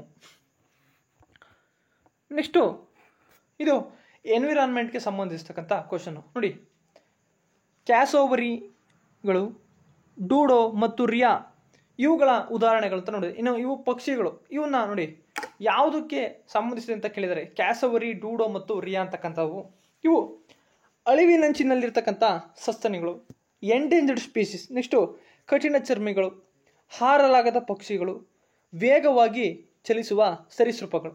ಇದಕ್ಕೆ ಏನಪ್ಪ ನಾವು ಆನ್ಸರ್ ನೋಡ್ತಾ ಹೋದರೆ ಹಾರಲಾಗದ ಪಕ್ಷಿಗಳು ಇವು ಯಾವುವು? ಈ ಕ್ಯಾಸೋವರಿ, ಡೂಡೋ ಮತ್ತು ರಿಯಾ ಅಂತಕ್ಕಂಥವು. ಈಗ ಇದ್ರ ಬಗ್ಗೆ ಸ್ವಲ್ಪ ನೋಡ್ತಾ ಹೋಗೋಣ. ನೋಡಿ, ಇದೇ ಕ್ಯಾಸೋವರಿ. ನೋಡಿ, ಇದು ಕ್ಯಾಸೋವರಿ ಅಂತಕ್ಕಂಥ ಒಂದು ಪಕ್ಷಿ. ಇದು ಆಸ್ಟ್ರೇಲಿಯಾ ಮತ್ತು ಪಪುವಾ ನ್ಯೂಗಿನಿಯಾ ತಾಜಾ ವನ್ಯಜೀವಿ ಅಭಯಾರಣ್ಯದಲ್ಲಿ ಇವು ಕಂಡುಬರ್ತಕ್ಕಂಥದ್ದು. ಇವು ಸಾಮಾನ್ಯವಾಗಿ ಉದ್ದನೆಯ ಶ್ರೇಣಿಯ ನುಸುಕಿನ ಬಣ್ಣ ಮತ್ತು ಶಕ್ತಿಶಾಲಿ ಕಾಲಗಳನ್ನು ಹೊಂದಿರತಕ್ಕಂಥ ಪಕ್ಷಿ ಯಾವುದು? ಈ ಕ್ಯಾಸೋವರಿ ಅಂತಕ್ಕಂಥದ್ದು. ಇದು ಧನಾತ್ಮಕವಾದ ಮತ್ತು ಶಕ್ತಿಯುತವಾಗಿರುವ ಒಂದು ಪಕ್ಷಿ ಯಾವುದು? ಈ ಕ್ಯಾಸೋವರಿ ಅಂತಕ್ಕಂಥದ್ದು. ನೆಕ್ಸ್ಟು ಡೂಡೋ ಅಂತಕ್ಕಂಥದ್ದು. ನೋಡಿ ಯಾವ ಥರ ಇದೆ ಇದು. ನೆಕ್ಸ್ಟು ಈ ಡೂಡೋ ಪಕ್ಷಿ 17ನೇ ಶತಮಾನದ ಮೊದಲು ಮಾಯವಾದ ಪ್ರಾಣಿಯಾಗಿದೆ. ನೋಡಿ, ಇದು 17ನೇ ಶತಮಾನಕ್ಕಿಂತ ಮೊದಲೇ ಅಳಿದು ಅಥವಾ ಮಾಯವಾದಂತಹ ಪಕ್ಷಿ. ಈ ಪಕ್ಷಿಗಳು ಎಲ್ಲಿ ಕಂಡುಬರ್ತಾವಪ್ಪ ಅಂತಂದರೆ ನಮ್ಮ ಭಾರತದ ಪಶ್ಚಿಮ ಭಾಗದಲ್ಲಿ ಅಥವಾ ದಕ್ಷಿಣ ಭಾಗದಲ್ಲಿ ಇರ್ತಕ್ಕಂಥ, ಪಶ್ಚಿಮ ಆಫ್ರಿಕಾದ ಪೂರ್ವ ಭಾಗದಲ್ಲಿ ಇರ್ತಕ್ಕಂಥ ಮಡಗಾಸ್ಕರ್ ದ್ವೀಪದಲ್ಲಿ ಇದು ಕಂಡುಬರ್ತಕ್ಕಂಥ ಪಕ್ಷಿ. ಮೊನ್ನೆ ಇದು ಪೊಲೀಸ್ ಕಾನ್ಸ್ಟೇಬಲ್ DR ರಿಸರ್ವ್ ಅಲ್ಲಿ ಕೇಳಿರ್ತಕ್ಕಂಥ ಕ್ವಶನ್ ಇದು. ಈ ಡೂಡೋನು ಉತ್ತಮ ಹಾರುವ ಸಾಮರ್ಥ್ಯವನ್ನು ಹೊಂದಿರದ ಮತ್ತು ಶಕ್ತಿಯುಳ್ಳ ಕೊರತೆಯುಳ್ಳ ಪಕ್ಷಿ. ನೋಡಿ, ಇದು ಹಾರಲಾರದ ಪಕ್ಷಿಯಾಗಿದೆ, ಅದು ಈ ಡೋಡೋ ಅಂತಕ್ಕಂಥದ್ದು. ತದನಂತರ ರಿಯಾ ಅಂತಕ್ಕಂಥ ಪಕ್ಷಿ. ನೋಡಿ, ಈ ರಿಯಾ ಅಂತಕ್ಕಂಥ ಪಕ್ಷಿ ಎಲ್ಲಿ ಕಂಡುಬರುತ್ತಪ್ಪ ಅಂತಂದರೆ, ಇದು ದಕ್ಷಿಣ ಅಮೆರಿಕಾದಲ್ಲಿ ಅತಿ ಮುಖ್ಯವಾಗಿ ಕಂಡುಬರ್ತಕ್ಕಂಥ ಪಕ್ಷಿಯಾಗಿದೆ. ಈ ಕ್ಯಾಸೋವರಿಗೆ ಹೋಲಿಸ್ತದೆ. ನೋಡಿ, ಇದು ಕ್ಯಾಸೋವರಿ ಯಾವ ರೀತಿ ಇದೆಯಾ ಅದೇ ಥರ ಹೋಲಿಸ್ತಕ್ಕಂಥ ಪಕ್ಷಿ. ಆದರೆ ಹೆಚ್ಚು ನೇರವಾದ ಮತ್ತು ಸಣ್ಣದಾದ ಪರಿಚಯಕ್ಕೆ ಇದು ಹೆಚ್ಚು ಸಣ್ಣಗೆ ಇರತಕ್ಕಂಥದ್ದು. ಇದು ಪ್ರಧಾನವಾಗಿ ಪ್ರಾರ್ಥನೆ ಮತ್ತು ಮೇಕೆ ಮತ್ತು ಮರವನ್ನು ಬಾಳುತ್ತದೆ. ಇದು ಅಂತಂದರೆ ಮೇಕೆ ಮತ್ತು ಮರವನ್ನು ಬಾಳುತ್ತದೆ ಅಂತಂದರೆ ಆ ರೀತಿ ಇರತಕ್ಕಂಥದ್ದು. ತದನಂತರ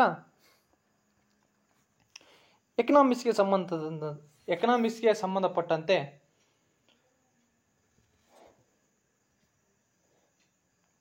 ಒಟ್ಟು ರಾಷ್ಟ್ರೀಯ ಉತ್ಪನ್ನವು ಇದೊಂದು ಶಬ್ದ ಆಗಿದೆ. ಇದು ಯಾವುದಕ್ಕೆ ಸಂಬಂಧಿಸಿದೆ ಅಂತಂದರೆ GDP, ಗ್ರಾಸ್ ಡೊಮೆಸ್ಟಿಕ್ ಪ್ರಾಡಕ್ಟ್ ಅಥವಾ ರಾಷ್ಟ್ರೀಯ ಉತ್ಪನ್ನವು ಎಂಬ ಶಬ್ದವು ಯಾವ ಒಂದು ವಿಷಯಕ್ಕೆ ಸಂಬಂಧಿಸಿದೆ ಅಂತ ಎಕ್ಸಾಮ್ ಕ್ವಶನ್ ಕೇಳಿದರೆ ಇದಕ್ಕೆ ಏನಪ್ಪ ಆನ್ಸರ್ ನೋಡ್ತಾ ಹೋದರೆ ಆರ್ಥಿಕತೆ, ಕೃಷಿ, ಅರಣ್ಯ ಉತ್ಪನ್ನಗಳು, ಜನನ ಪ್ರಮಾಣ. ಇದಕ್ಕೆ ಏನಪ್ಪ ಆನ್ಸರ್ ಅಂದರೆ ಆರ್ಥಿಕತೆ. ಎಕನಾಮಿಕ್ಸ್ಗೆ ಸಂಬಂಧಿಸ್ತಕ್ಕಂಥ ಕ್ವಶನ್ ಇದು. ಇದ್ರ ಬಗ್ಗೆ ನೋಡ್ತಾ ಹೋಗೋಣ. ನೋಡಿ, ಈಗ ಏನಪ್ಪ GDP, ಗ್ರಾಸ್ ಡೊಮೆಸ್ಟಿಕ್ ಪ್ರಾಡಕ್ಟ್ ಅಂತಂದ್ರೆ ಏನು ನೋಡ್ತಾ ಹೋಗೋಣ. ಇದು ಒಂದು ರಾಷ್ಟ್ರೀಯ ಉತ್ಪನ್ನ, ಒಂದು ದೇಶದ ಆರ್ಥಿಕತೆಗೆ ಸಂಬಂಧಪಟ್ಟ ಶಬ್ದವಾಗಿದೆ. GDP ಅಥವಾ ಗ್ರಾಸ್ ಡೊಮೆಸ್ಟಿಕ್ ಪ್ರಾಡಕ್ಟ್ ಅಂತಕ್ಕಂಥದ್ದು ಇದು ದೇಶದ ಒಳಗೆ ಎಲ್ಲ ಅಂತಿಮ ಮಾಲುಗಳು ಮತ್ತು ಸೇವೆಗಳ ಒಟ್ಟು ಮೌಲ್ಯವನ್ನು ಅಳಿತಕ್ಕಂಥದ್ದು. ಅಂತಂದರೆ ನಮ್ಮ ಭಾರತ ದೇಶದೊಳಗೆ ಉತ್ಪಾದನೆ ಆಗ್ತಕ್ಕಂಥ ಎಲ್ಲ ಒಂದು ಅಂತಿಮ ಸರಕು ಸೌಲಭ್ಯಗಳ ಮಾರುಕಟ್ಟೆಯ ಅಂತಿಮ ಮೌಲ್ಯಗಳ ಸೇವೆಗಳನ್ನು ಹೊಂದಿರತಕ್ಕಂಥ ಒಂದು ವ್ಯವಸ್ಥೆ ಇದೆ, ಅದು ಈ ಗ್ರಾಸ್ ಡೊಮೆಸ್ಟಿಕ್ ಪ್ರಾಡಕ್ಟ್ ಅಂತಕ್ಕಂಥದ್ದು. ನೆಕ್ಸ್ಟು ಪೊಲೀಸ್ ಇಲಾಖೆಗೆ ಸಂಬಂಧಿರ್ತಕ್ಕಂಥ ಕ್ವಶನ್ನು ಏನಪ್ಪ ಅಂತಂದರೆ, ನೋಡಿ, ಬೆಂಗಳೂರು ನಗರವು ಕಮಿಷನರೇಟ್ ಆಯಿತು. ಅದು ಯಾವ ವರ್ಷದಲ್ಲಿ ಬೆಂಗಳೂರು ಪೊಲೀಸ್ ಕಮಿಷನರೇಟ್ ಆಗಿ ಆಯ್ಕೆ ಆಯಿತು ಅಂತ ನೋಡ್ತಾ ಹೋಗೋಣ. ಮೊದಲನೇದು 1953, 1963, 1973, 1974. ಇದಕ್ಕೆ ಏನಪ್ಪ ಆನ್ಸರ್ ನೋಡ್ತಾ ಹೋದರೆ 1963ರಲ್ಲಿ ಬ್ಯಾಂಗ್ಳೂರು ಸಿಟಿ ಪೊಲೀಸ್ ಕಮಿಷನರೇಟ್ಗೆ ಸೇರುತ್ತೆ. ನೋಡಿ, ಬೆಂಗಳೂರು ನಗರ 1963ರಲ್ಲಿ ಕಮಿಷನರೇಟ್ ಆಗಿ ಹುದ್ದೆಯನ್ನು ಹೊಂದಿತು. ಆ ವ್ಯವಸ್ಥೆಯನ್ನು ಬೆಂಗಳೂರು ನಗರದಲ್ಲಿ ಪ್ರೆಸೆಂಟ್ ಪೊಲೀಸ್ ಕಮಿಷನರೇಟ್ ಇರ್ತಕ್ಕಂಥದ್ದು. ನೆಕ್ಸ್ಟು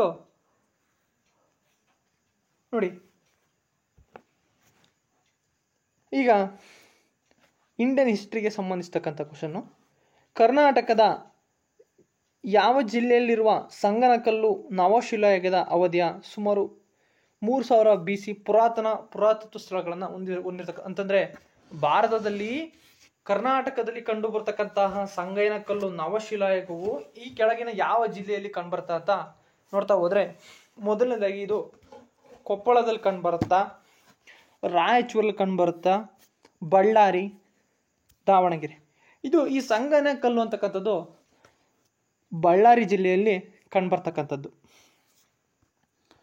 ನೋಡಿ, ಈ ಸಂಗನಕಲ್ಲಿಗೆ ನೋಡ್ತಾ ಬಂದರೆ ಇದು ಕರ್ನಾಟಕದ ಬಳ್ಳಾರಿ ಜಿಲ್ಲೆಯಲ್ಲಿರುವ ಸಂಗನಕಲ್ಲು ನವಶಿಲಾಯುಗದ ತಾಣವಾಗಿದೆ. ಅಂತಂದರೆ ನವಶಿಲಾಯುಗದ ತಾಣ ಈ ಸಂಗನಕಲ್ಲು. ಇದು ಪುರಾತತ್ವ ಸ್ಥಳವಾಗಿದೆ. ಈ ಸ್ಥಳದಲ್ಲಿ ನವಶಿಲಾಯುಗದ ಪುರಾವೆಗಳು ಕಂಡುಬರ್ತಕ್ಕಂಥದ್ದು. ಶಿಲಾಗುಡ್ಡೆಗಳು ಮತ್ತು ಅತಿ ದೊಡ್ಡ ಕಾಲಿನ ಪೂರಕಗಳು ಕಂಡುಬರ್ತಕ್ಕಂಥದ್ದು. ಇದು ಈ ಸ್ಥಳ ಹಳೆಯ ನಾಗರಿಕತೆಯ ಆಳವನ್ನು ತೋರಿಸ್ತಕ್ಕಂಥದ್ದು. ಯಾವುದು ಈ ಸಂಗನಕಲ್ಲು ಅಂತಕ್ಕಂಥದ್ದು ಕರ್ನಾಟಕದಲ್ಲಿ ಹಳೆಯ ನಾಗರಿಕತೆಯ ಒಂದು ಚಾಪನ್ನು ಮೂಡಿಸ್ತಕ್ಕಂಥದ್ದು. ನೆಕ್ಸ್ಟು ಈಗ ಇಂಡಿಯನ್ ಕಾನ್ಸ್ಟಿಟ್ಯೂಷನ್ಗೆ ಸಂಬಂಧಪಟ್ಟಂತೆ ಸಮಕಾಲೀನ ಪಟ್ಟಿಯಲ್ಲಿ ಉಲ್ಲೇಖಿಸಲಾದ ವಿಷಯಕ್ಕೆ ಸಂಬಂಧಿಸಿದಂತೆ ಕಾನೂನುಗಳನ್ನು ಮಾಡ್ತಕ್ಕಂಥದ್ದು. ಆ ಕಾನೂನುಗಳನ್ನು ಮಾಡ್ತಕ್ಕಂಥದ್ದು ಯಾರ್ಯಾರು ಸಂಬಂಧಿಸಿದ್ದಾರೆ ಅಂತ ನೋಡ್ತಾ ಹೋಗೋಣ. ಮೊದಲನೇದಾಗಿ ಕೇಂದ್ರ ಸರ್ಕಾರ, ತದನಂತರ ರಾಜ್ಯ ಸರ್ಕಾರ, ತದನಂತರ ಸರ್ವೋಚ್ಚ ನ್ಯಾಯಾಲಯ, ತದನಂತರ A ಮತ್ತು B 2. ಇದಕ್ಕೆ ಏನು ಆನ್ಸರ್ ನೋಡ್ತಾ ಹೋದ ಅಂತಂದರೆ ಸಮಕಾಲೀನ ಪಟ್ಟಿಗೆ ಸಂಬಂಧಿಸ್ತಕ್ಕಂಥದ್ದೇ, ಅಂದರೆ ಸಮವರ್ತಿ ಪಟ್ಟಿಗೆ ಸಂಬಂಧಿಸ್ತಕ್ಕಂಥದ್ದೇ, ಆ ಸಮವರ್ತಿ ಪಟ್ಟಿಯಲ್ಲಿರ್ತಕ್ಕಂಥ ವಿಷಯಗಳ ಮೇಲೆ ಯಾರ್ಯಾರು ಕಾನೂನುಗಳನ್ನು ರೂಪಿಸೋಕ್ಕೆ ಅರ್ಹರ ಅಂತ ನೋಡ್ತಾ ಹೋದ್ರೆ ಎ ಮತ್ತು ಬಿ ಎರಡು ಏನಪ್ಪಾ ಅಂತಂದರೆ ಸಂಸತ್ತು ಅಂತಂದರೆ ರಾಜ್ಯಸಭೆ ಮತ್ತು ಲೋಕಸಭೆ ಮತ್ತು ಯಾವ ರಾಜ್ಯಕ್ಕೆ ಸಂಬಂಧಿಸತಕ್ಕಂಥ ಆ ರಾಜ್ಯಸಭೆಯ ರಾಜ್ಯ ಸರ್ಕಾರದ ವಿಧಾನಸಭೆ ಕೂಡ ಈ ಕಾನೂನನ್ನು ಮಾಡ್ತಕ್ಕಂಥದ್ದಕ್ಕೆ ಸಂಬಂಧಗಳನ್ನು ಪಟ್ಟಿದೆ. ನೋಡಿ ಇಲ್ಲಿ ಏನಪ್ಪ ಅಂತಂದರೆ ಸಮಕಾಲೀನ ಪಟ್ಟಿಯಲ್ಲಿ ಅಥವಾ ಸಮವರ್ತಿ ಪಟ್ಟಿಯಲ್ಲಿ ಉಲ್ಲೇಖಿಸಲಾದ ವಿಷಯಗಳಿಗೆ ಸಂಬಂಧಿಸಿದಂತೆ ಕಾನೂನುಗಳನ್ನು ರೂಪಿಸುವ ಮತ್ತು ಜಾರಿಗೆ ತರುವ ಪ್ರಾಧಿಕಾರವು ಭಾರತೀಯ ಸಂಸತ್ತಿಗೆ ಮತ್ತು ರಾಜ್ಯ ವಿಧಾನಸಭೆಗಳಿಗೆ ಇರತಕ್ಕಂಥದ್ದು. ನೆಕ್ಸ್ಟು ನೋಡಿ, ಈ ಕೆಳಗಿನವುಗಳಲ್ಲಿ ಯಾವುದು ಆಹಾರದಲ್ಲಿನ ಕಲಬೆರಕೆಯನ್ನು ಪತ್ತೆ ಹಚ್ಚುವ ವಿಧಾನವಲ್ಲ ಅಂತ ಕೇಳಿದರೆ, ಅಂತಂದರೆ ಈ ಕೆಳಗಿನಲ್ಲಿರ್ತಕ್ಕಂಥ ಯಾವ ವಿಧಾನದಿಂದ ನಾವು ಆಹಾರದಲ್ಲಿ ಕಲಬೆರಕೆಯನ್ನು ಪತ್ತೆ ಹಚ್ಚಲಿಕ್ಕೆ ಸಾಧ್ಯವಿಲ್ಲ ಅಂತ ಕೇಳಿದ್ದಾರೆ. ಮೊದಲನಾಗಿ ನೋಡ್ತಾ ಹೋಗೋಣ.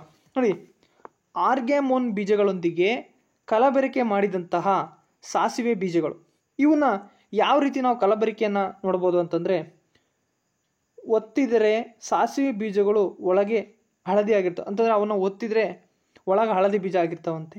ಅದರ ಆರ್ಗಮೋನ್ ಬೀಜಗಳು ಬಿಳಿಯಾಗಿರ್ತವಂತೆ. ಇದು ಸರಿನಾ ತಪ್ಪೋ?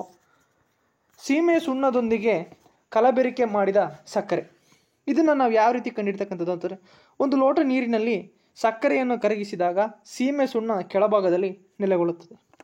ತದನಂತರ ಸಕ್ಕರೆಯ ನೀರಿನೊಂದಿಗೆ ಕಲಬೆರಕೆ ಮಾಡಿದ ಜೇನುತುಪ್ಪ, ಅಂತಂದರೆ ಸಕ್ಕರೆ ನೀರಿನೊಂದಿಗೆ ಜೇನನ್ನು ಕಲಬೆರಕೆ ಮಾಡಿರ್ತಕ್ಕಂಥ ಒಂದು ಪರಿಸ್ಥಿತಿ. ಈ ಜೇನುತುಪ್ಪದಲ್ಲಿ ಅದ್ದಿದ ಹತ್ತಿಯ ಬತ್ತಿಯನ್ನು ಬೆಂಕಿ ಕಡ್ಡಿಯಿಂದ ಹತ್ತಿ ಉರಿಸಿದಾಗ ಅದು ಉರಿತಕ್ಕಂಥದ್ದು. ಕಲಬೆರಕೆ ಆದರೆ ನೀರಿನ ಉಪಸ್ಥಿತಿಯು ಜೇನುತುಪ್ಪದಲ್ಲಿ ಸುಡಲು ಅನುಮತಿಸುವುದಿಲ್ಲ, ಮತ್ತು ಹಾಗೆ ಅದನ್ನು ಮಾಡಿದರೆ ಅದು ಕ್ಯಾಕ್ಲಿಂಗ್ ಅಥವಾ ಈಗ ನೀವು ಚಟಪಟ ಅಂತ ಸೌಂಡನ್ನು ಕೇಳಿರ್ತಕ್ಕಂಥ ಈ ಶಬ್ದವನ್ನು ಉಂಟು ಮಾಡುತ್ತದಂತೆ. ಆಮೇಲೆ ಚಿಕೋರಿಯೊಂದಿಗೆ ಕಲಬೆರಕೆ ಮಾಡಿದ ಕಾಫಿ, ನೋಡಿ ಕಾಫಿಯನ್ನು ಚಿಕೋರಿಯೊಂದಿಗೆ ಕಲಬೆರಕೆಯನ್ನು ಮಾಡಿದಾಗ ಯಾವ ರೀತಿ ಕಂಡುಹಿಡಿಬೇಕು ಅಂತಂದರೆ, ನಮೂನೆಯ ಮೇಲೆ ಲೋಹದ ಚುಂಬಕವನ್ನು ಚಲಿಸಿದಾಗ ಚಿಕೋರಿ ಲೋಹ ಚುಂಬಕಕ್ಕೆ ಅಂಟಿಕೊಳ್ಳುತ್ತದೆ. ಈಗ ಇದಕ್ಕೆ ಯಾವುದಪ್ಪ ಆನ್ಸರ್ ನೋಡ್ತಾ ಹೋದರೆ ನೋಡಿ, ಬಿ ಅಂತಕ್ಕಂಥದ್ದು. ಯಾವುದಂತಂದರೆ, ಈ ಸೀಮೆ ಸುಣ್ಣದೊಂದಿಗೆ ಯಾವ ರೀತಿ ಸಕ್ಕರೆನ ಕಲಬೆರಕೆ ಮಾಡಿರ್ತಾರೆ ಅಂತ ನೋಡ್ತಾ ಹೋದರೆ, ಒಂದು ಲೋಟ ನೀರಿನಲ್ಲಿ ಸಕ್ಕರೆಯನ್ನು ಕರಗಿಸಿದಾಗ ಸೀಮೆ ಸುಣ್ಣ ಕೆಳಭಾಗದಲ್ಲಿ ನೆಲೆಗೊಳ್ಳುತ್ತದೆ. ಯಾವ ರೀತಿ ಅಂತಂದರೆ, ಅಲ್ಲಿ ಸಕ್ಕರೆನೂ ಕೂಡ ನೀರಿನ ತಳಭಾಗದಲ್ಲಿ, ಈಗ ಇದು ಒಂದು ವಾಟರ್ ಅಂತಂತಂದರೆ ಇದರಲ್ಲಿ ನೀರಿದೆ, ಇದರಲ್ಲಿ ಇದು ಒಂದು ಸೀಮೆ ಸುಣ್ಣ ಅಂತಂದರೆ ಇದರಲ್ಲಿ ಅರ್ಧ ಸೀಮೆ ಸುಣ್ಣ ಇರ್ತಕ್ಕಂಥದ್ದು, ಕ್ಯಾಲ್ಶಿಯಮ್ಮು, ಇನ್ನುಳಿಕಿದ ಭಾಗ ಶುಗರ್ ಇರ್ತಕ್ಕಂಥದ್ದು. ಈಗ ಇವೆರಡನ್ನೂ ಕೂಡ ನೀರಲ್ಲಿ ಹಾಕಿದಾಗ ಸುಣ್ಣನೂ ಕೂಡ ತಳದಲ್ಲಿ ಕುತ್ಕೊಳುತ್ತೆ, ಸಕ್ಕರೆನೂ ಕೂಡ ತಳದಲ್ಲಿ ಕುತ್ಕೊಳುತ್ತೆ. ಹಾಗಾಗಿ ಇದರಿಂದ ನಮಗೆ ಸೀಮೆ ಸುಣ್ಣದಲ್ಲಿ ಕಲಬೆರಕೆ ಮಾಡಿದಿರಲಿಲ್ಲ ಅಂತ ನಮಗೆ ಗೊತ್ತಾಗಲ್ಲ. ನೆಕ್ಸ್ಟು ನಮ್ಮ ಕೇಂದ್ರಾಡಳಿತ ಪ್ರದೇಶಕ್ಕೆ ಸಂಬಂಧಿಸಿದಂತೆ ಅಥವಾ ಯೂನಿಯನ್ ಟೆರಿಟರಿಗೆ ಸಂಬಂಧಿಸಿದಂತೆ ನೋಡ್ತಾ ಹೋಗೋಣ. ಇದರಲ್ಲಿ ದಾದ್ರಾ ಮತ್ತು ನಗರ ಹವೇಲಿ, ದಿಯು ಮತ್ತು ದಮನ್ಗಳ ಆಡಳಿತಕ ರಾಜಧಾನಿ. ನೋಡಿ ಅಂತಂದರೆ, ಈ ಕೆಳಗಿನ ಇರತಕ್ಕಂಥ ಯಾವ ಒಂದು ಪ್ರದೇಶವು ದಿಯು ಮತ್ತು ದಮನ್ಗಳ ಆಡಳಿತಾತ್ಮಕ ರಾಜಧಾನಿಯಾಗಿದೆ ಅಂತ ನೋಡ್ತಾ ಹೋಗೋಣ. ಮೊದಲನೇದಾಗಿ ದಾದ್ರಾ, ಎರಡನೇದು ಸಿಲ್ವಾಸ, ಮೂರನೇದು ದಮನ್ ಮತ್ತು ದಿಯು ಅಂತಕ್ಕಂಥ. ಇದಕ್ಕೆ ಏನಪ್ಪ ಆನ್ಸರ್ ನೋಡ್ತಾ ಹೋದರೆ ದಮನ್. ಈಗ ನೆಕ್ಸ್ಟ್ ಕ್ವಶನ್ ನೋಡ್ತಾ ಹೋಗೋಣ. 2024 ಬೇಸಿಗೆ ಒಲಿಂಪಿಕ್ಸ್ ಎಲ್ಲಿ ನಡೆಯಲಿದೆ ಅಂತ ನೋಡ್ತಾ ಹೋಗೋಣ. ನಿಮಗೆ ಎಲ್ಲ ಗೊತ್ತೇ ಇದೆ, ಎಲ್ಲಪ್ಪ ಅಂತಂದರೆ ಲಾಸ್ ಏಂಜಲೀಸ್ನಲ್ಲಿ ನಡೀತಾ ಇದೆಯೋ, ಟೋಕಿಯೋದಲ್ಲಿ ನಡೀತಾ ಇದೆಯೋ, ಬ್ರಿಸ್ಟೇನ್ನಲ್ಲಿ ನಡೀತಾ ಇದೆಯೋ, ಪ್ಯಾರಿಸ್ನಲ್ಲಿ ನಡೀತಕ್ಕಂಥದ್ದು. ಪ್ರಸ್ತುತ ಒಲಿಂಪಿಕ್ಕು ಪ್ಯಾರಿಸ್ನಲ್ಲಿ ನಡೀತಕ್ಕಂಥದ್ದು. ಹೋದ ಬಾರಿ 2020ರಲ್ಲಿ ಟೋಕಿಯೋದಲ್ಲಿ ನಡೀತಕ್ಕಂಥದ್ದು. ನೋಡಿ, ಈ ಪ್ಯಾರಿಸ್ ಒಲಿಂಪಿಕ್ಗೆ ಸಂಬಂಧಿಸ್ತಕ್ಕಂಥದ್ದೇ ನೋಡ್ತಾ ಹೋಗೋಣ. ಪ್ಯಾರಿಸ್ನಲ್ಲಿ 2024 ಎಂದು ಕರೆಯಲ್ಪಡುವ ಬೇಸಿಗೆ ಒಲಿಂಪಿಕ್ಸ್ ನಡೀತಕ್ಕಂಥದ್ದು. ನೋಡಿ, ಇದು ಜುಲೈ 26ರಿಂದ ಆಗಸ್ಟ್ 11ರವರೆಗೆ ನಡೆಯಲಿದೆ ಅಂತೆ. ಯಾವುದು? ಒಲಿಂಪಿಕ್ಸ್. ನೆಕ್ಸ್ಟು, ಭಾರತದ ಸಂವಿಧಾನಕ್ಕೆ ಸಂಬಂಧಿಸಿದಂತೆ ಯಾವುದು ಸರಿಯಾಗಿದೆ ಅಂತ ನೋಡಿ, ಇಲ್ಲಿ ಕೆಳಗೆ ಸಂವಿಧಾನದ ಭಾಗಗಳನ್ನು ಕೊಟ್ಟು ಅವನ್ನ ಮ್ಯಾಚ್ ಮಾಡ್ಲಿಕ್ಕೆ ಕೇಳಿದರೆ ಯಾವುದರಲ್ಲಿ ಸರಿಯಾಗಿದೆ ಅದನ್ನ ಆಯ್ಕೆ ಮಾಡಬೇಕಾಗತ್ತೆ. ನೋಡಿ, ಭಾಗ 5 ರಾಜ್ಯಗಳಿಗೆ ಸಂಬಂಧಿರ್ತಕ್ಕಂಥದ್ದು, ರಾಜ್ಯ 6 ಕೇಂದ್ರಾಡಳಿತ ಪ್ರದೇಶಗಳಿಗೆ ಸಂಬಂಧಿಸ್ತಕ್ಕಂಥದ್ದು, ವಿಭಾಗ ಅಥವಾ ಭಾಗ 7 ನ್ಯಾಯಾಂಗಕ್ಕೆ ಸಂಬಂಧಿಸ್ತಕ್ಕಂಥದ್ದು, ಭಾಗ 9 ಪಂಚಾಯಿತಿಗಳಿಗೆ ನೋಡ್ತಕ್ಕಂಥ. ಇದರಲ್ಲಿ ಭಾಗ 9 ಪಂಚಾಯಿತಿಗಳಿಗೆ ಸಂಬಂಧಿಸ್ತಕ್ಕಂಥದ್ದು. ಈಗ ಭಾರತ ಸಂವಿಧಾನದಲ್ಲಿ ಯಾವ ಯಾವ ಭಾಗಗಳು ಯಾವ್ಯಾವುದಕ್ಕೆ ಸಂಬಂಧಿಸಿದೆ ಅಂತ ನೋಡ್ತಾ ಹೋಗೋಣ. ಮೊದಲು ಭಾಗಗಳು ಮತ್ತು ವಿಷಯ. ನೋಡಿ, ಈಗ ಮೊದಲನೇ ಭಾಗ ಯಾವುದಕ್ಕೆ ಸಂಬಂಧಿಸಿದೆಯಪ್ಪ ಅಂತಂದರೆ ಭಾಗ 1 ಒಕ್ಕೂಟ ಅದರ ಪ್ರಾಂತ್ಯಗಳ ಬಗ್ಗೆ ಇದು ಹೇಳ್ತಕ್ಕಂಥ. ಇದು 1ರಿಂದ 4ನೇ ವಿಧಿವರೆಗೂ ಸಂಬಂಧಪಡ್ತಕ್ಕಂಥ. ನೆಕ್ಸ್ಟು ಪಾರ್ಟ್ 2 ಭಾಗ 2 ಭಾರತದ ಪೌರತ್ವ ಅಥವಾ ಸಿಟಿಸನ್ಶಿಪ್ಗೆ ಸಂಬಂಧಿಸ್ತಕ್ಕಂಥದ್ದು. ಇದು 5ರಿಂದ 11ನೇ ವಿಧಿ ತನಕ ಬರ್ತಕ್ಕಂಥದ್ದು. ತದನಂತರ ಭಾಗ 3 ಇದು ಫಂಡಮೆಂಟಲ್ ರೈಟ್ಸ್ ಅಥವಾ ಮೂಲಭೂತ ಹಕ್ಕುಗಳಿಗೆ ಸಂಬಂಧಿಸ್ತಕ್ಕಂತೆ 12ರಿಂದ 35ನೇ ವಿಧಿಗೆ ಇರ್ತಕ್ಕಂಥದ್ದು. ನೆಕ್ಸ್ಟು ಭಾಗ 4 ರಾಜ್ಯ ನೀತಿ ನಿರ್ದೇಶಕ ತತ್ವಗಳು ಅಥವಾ DPSP ಡೈರೆಕ್ಟಿವ್ ಪ್ರಿನ್ಸಿಪಲ್ ಆಫ್ ಸ್ಟೇಟ್ಗಳು 36ರಿಂದ 51ಕ್ಕೆ ಸಂಬಂಧಿಸಿರ್ತಕ್ಕಂಥದ್ದು. ತದನಂತರ ಭಾಗ 5A ಇದು ಮೂಲಭೂತ ಕರ್ತವ್ಯಗಳು ಅಂತಂದರೆ ಫಂಡಮೆಂಟ್ ಡ್ಯೂಟೀಸ್ಗೆ ಸಂಬಂಧಿಸ್ತಕ್ಕಂಥದ್ದನ್ನು 51ನೇ ವಿಧಿಯಲ್ಲಿ ಇರ್ತಕ್ಕಂಥದ್ದು. ನೆಕ್ಸ್ಟು ಭಾಗ 5 ಒಕ್ಕೂಟಕ್ಕೆ ಸಂಬಂಧಿಸಿದಂತಂದರೆ ಫೆಡರೇಷನ್, ಇದು 52ರಿಂದ 151ನೇ ವಿಧಿವರೆಗೂ ಸಂಬಂಧ ಹೊಂದಿರತಕ್ಕಂಥದ್ದು. ನೆಕ್ಸ್ಟು ಭಾಗ 6 ರಾಜ್ಯಗಳಿಗೆ ಭಾಗ 6 ಇದು ಸಂಬಂಧಗಳನ್ನು ಹೊಂದಿರತಕ್ಕಂಥದ್ದು. ಇದು 152ನೇ ವಿಧಿಯಿಂದ 237ನೇ ವಿಧಿವರೆಗೆ ಇರ್ತಕ್ಕಂಥದ್ದು. ತದನಂತರ ಭಾಗ 7 ಮೊದಲನೇ ಶೆಡ್ಯೂಲ್ನಲ್ಲಿರ್ತಕ್ಕಂತಹ ಅಂತಂದರೆ ರಾಜ್ಯಗಳ ಬಗ್ಗೆ ಇದು ಸಂಬಂಧಿಸ್ತಕ್ಕಂಥದ್ದು. ಇದು ರದ್ದನ್ನು ಮಾಡಲಾಗಿದೆ.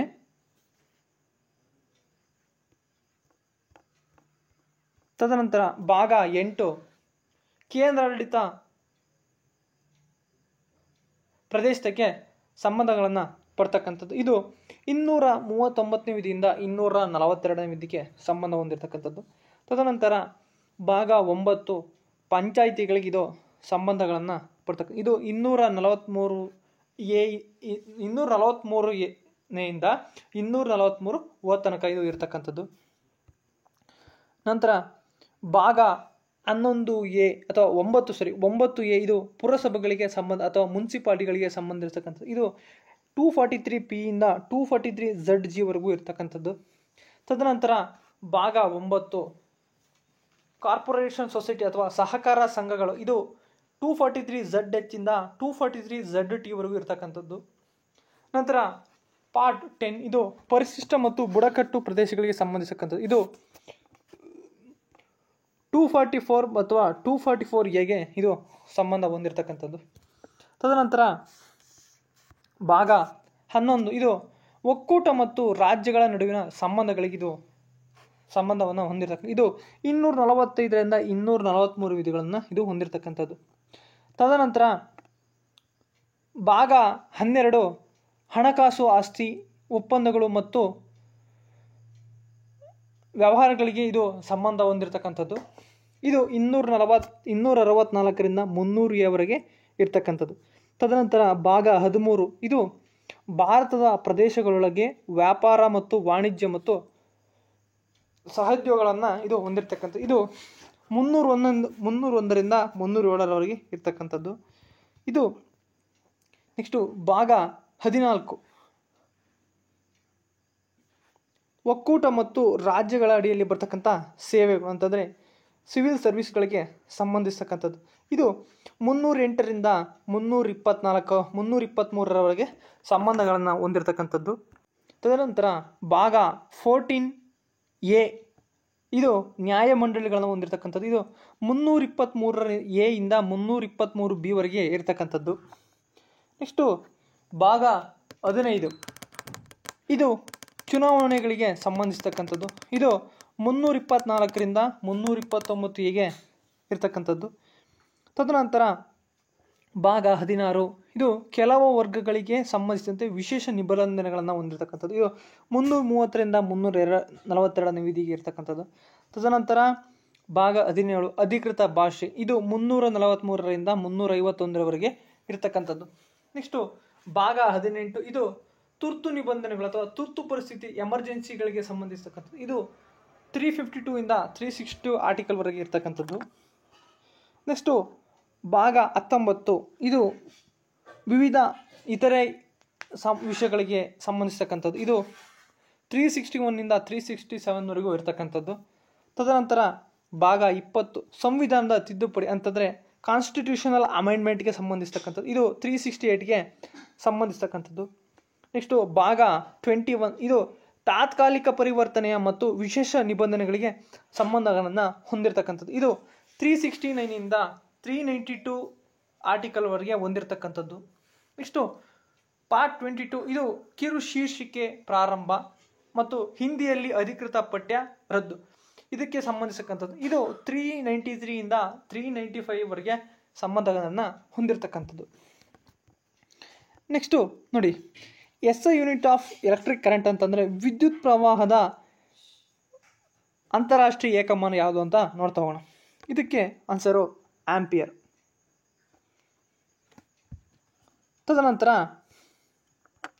ನೋಡಿ ಏನಪ್ಪ ಅಂತಂದರೆ ನಮ್ಮ ಭಾರತದಲ್ಲಿ ಈಶಾನ್ಯ ರಾಜ್ಯಗಳಿಗೆ ಸಂಬಂಧಿಸಿರ್ತಕ್ಕಂಥ ಅತಿ ಹೆಚ್ಚು ಕ್ವಶನ್ಗಳು ಪ್ರತಿ ಎಕ್ಸಾಮ್ಗಳು ಬರ್ತಾ ಇರ್ತವೆ. ನಾವು ಈಶಾನ್ಯ ರಾಜ್ಯಗಳ ಮೇಲೆ ನೋಡ್ತಾ ಹೋಗೋದು ಭಾಳ ಇಂಪಾರ್ಟೆಂಟ್ ಆಗುತ್ತೆ. ಕೆಳಗಿನ ರಾಜ್ಯಗಳಲ್ಲಿ ಯಾವುದು 2 ವಿಭಿನ್ನ ರಾಷ್ಟ್ರಗಳೊಂದಿಗೆ ಅಂತಾರಾಷ್ಟ್ರೀಯ ಗಡಿಗಳನ್ನು ಹೊಂದಿರತಕ್ಕಂಥ ರಾಜ್ಯ ಆಗಿದೆ ಅಂತ ಕೇಳಿದ್ದಾನೆ. ಮೊದಲನೇದಾಗಿ ತ್ರಿಪುರಾ, ಮಿಜೋರಾಂ, ನಾಗಾಲ್ಯಾಂಡ್, ಮಣಿಪುರ. ಇದರಲ್ಲಿ ಯಾವ ರಾಜ್ಯಗಳು 2 ಅಂತಾರಾಷ್ಟ್ರೀಯ ಗಡಿ ರೇಖೆಯನ್ನು ಅಥವಾ ಅಂತಾರಾಷ್ಟ್ರೀಯ 2 ರಾಷ್ಟ್ರಗಳೊಂದಿಗೆ ಗಡಿಯನ್ನು ಹೊಂದಿದೆ ಅಂತ ನೋಡ್ತಾ ಹೋದರೆ ಮಿಜೋರಾಂ ಹೊಂದಿರತಕ್ಕಂಥದ್ದು. ಈಗ ನೀವು ಇಲ್ಲಿ ನೋಡ್ಬೋದು ಮ್ಯಾಪಲ್ಲಿ ಎಲ್ಲಪ್ಪ ಅಂತಂದರೆ ನೋಡಿ,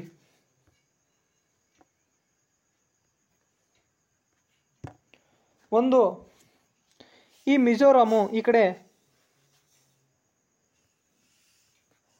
ಮಯನ್ಮಾರ್ಗೆ ಇದು ಗಡಿಯನ್ನು ಹೊಂದಿರತಕ್ಕಂಥದ್ದು. ಇದು ಬಾಂಗ್ಲಾದೇಶ್ಗೆ ಹೊಂದಿರತಕ್ಕಂಥದ್ದು. ನೋಡಿ, ಇದು ಬಾಂಗ್ಲಾದೇಶ್ಗೆ ಗಡಿಯನ್ನು ಹೊಂದಿರತಕ್ಕಂಥದ್ದು ಮತ್ತು ಈ ಕಡೆ ಮಯನ್ಮಾರ್ಗೆ ಗಡಿಯನ್ನು ಹೊಂದಿರತಕ್ಕಂಥದ್ದು.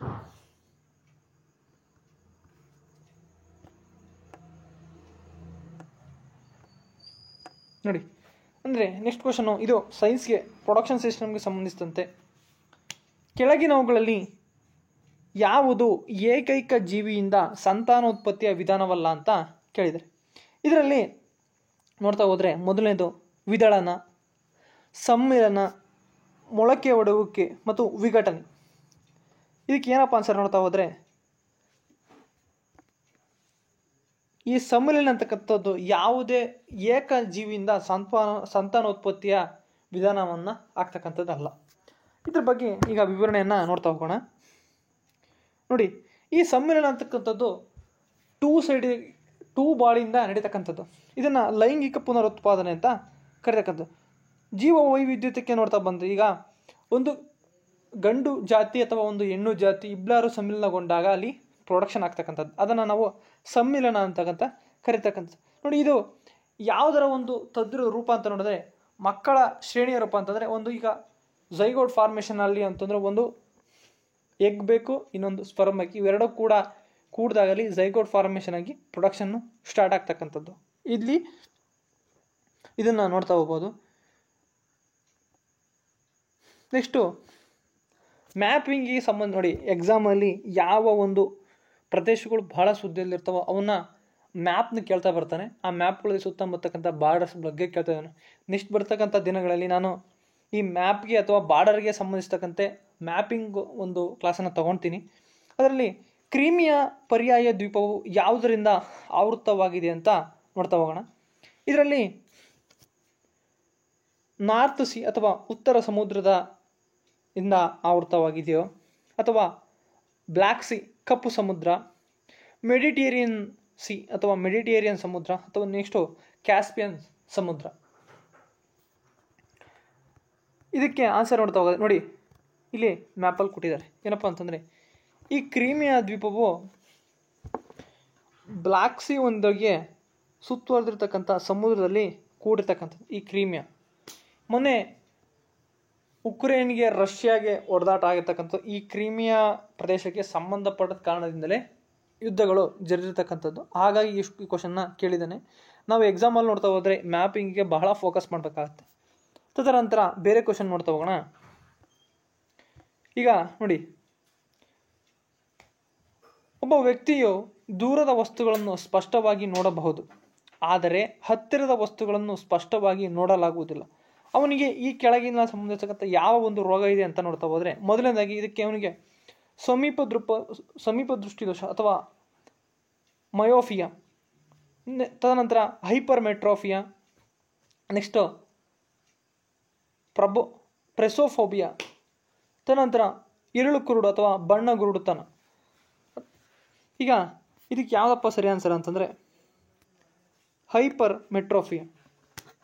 ಈಗ ಸ್ವಲ್ಪ ಎಕ್ಸ್ಪ್ಲನೇಷನ್ ನೋಡ್ತಾ ಹೋಗೋಣ. ನೋಡಿ, ಈಗ ಇಲ್ಲಿ ನೋಡಿ ನಾರ್ಮಲ್ ವಿಷನ್ ಅಂತಕ್ಕಂಥ ನೋಡ್ತಾ ಹೋಗೋಣ. ಇಲ್ಲಿ ಮೊದಲದಾಗಿ ನಾರ್ಮಲ್ ವಿಷನಿಗೆ ನೋಡ್ತಾ ಹೋದಾಗ ಇದು ರೆಟಿನಾ ಭಾಗ. ಇಲ್ಲಿಂದ ನಮಗೆ ಒಂದು ಇಮೇಜ್ ಇರುತ್ತೆ. ಈ ಭಾಗ ನಮಗೆ ಇಲ್ಲಿ ಇದು ಲೆನ್ಸ್ ಇರುತ್ತೆ, ನಮ್ಮ ರೆಟಿನಾ ಭಾಗಕ್ಕೆ ಬೀಳ್ತಕ್ಕಂಥದ್ದು.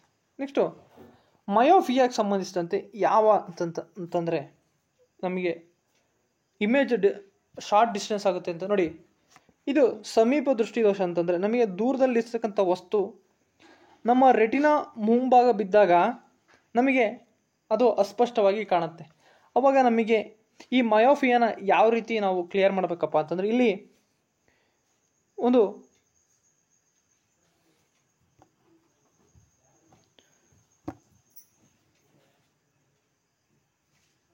ಈಗೊಂದು ಕಾನ್ಕೇವ್ ಲೆನ್ಸನ್ನು ಇಡ್ತಾರೆ. ಈ ಕಾನ್ಕೇವ್ ಲೆನ್ಸ್ಗೆ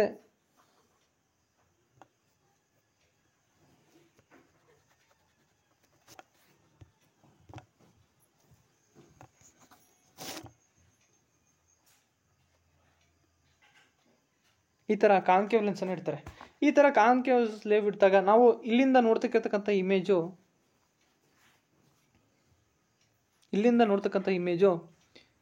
ಇಲ್ಲಿಗೆ ಬೀಳ್ತಕ್ಕಂಥದ್ದು. ಇಲ್ಲಿ ಬಿದ್ದಾಗ ಇಲ್ಲಿಗೆ ಬೀಳ್ತಕ್ಕಂಥ ಇಮೇಜು ಇಲ್ಲಿಗೆ ಇದು ಡೈವರ್ಷನ್ ಆಗುತ್ತೆ. ಈ ಡೈವರ್ಷನ್ ಆದಾಗ ಇದು ಕಾನ್ವೆಕ್ಸ್ ಲೆನ್ಸ್ ಮೇಲೆ ಇದು ನಮ್ಮ ಕಣ್ಣಿನ ಗುಡ್ಡೆ ಕಾನ್ವೆಕ್ಸ್ ಲೆನ್ಸ್ ಆಗಿ ಇದು ಕೆಲಸ ಮಾಡುತ್ತೆ. ಇಲ್ಲಿಂದ ಬಿದ್ದಾಗ ಈ ರಿಫ್ಲೆಕ್ಷನು ಇಲ್ಲಿಗೆ ಬೀಳ್ತಕ್ಕಂಥದ್ದು.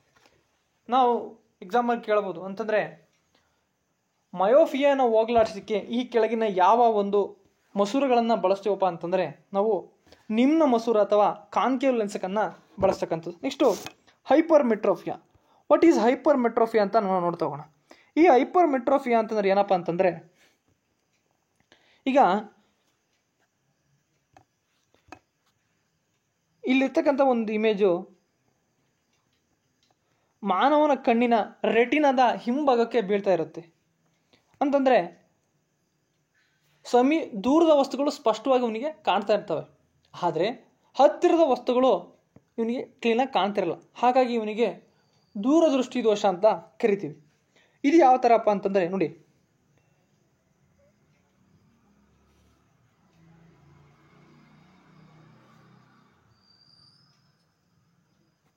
ಇದು ನಾವು ರೆಟಿನಾ ಅಂತ ತಿಳ್ಕೊಳ್ಳೋಣ. ಇದರಲ್ಲಿ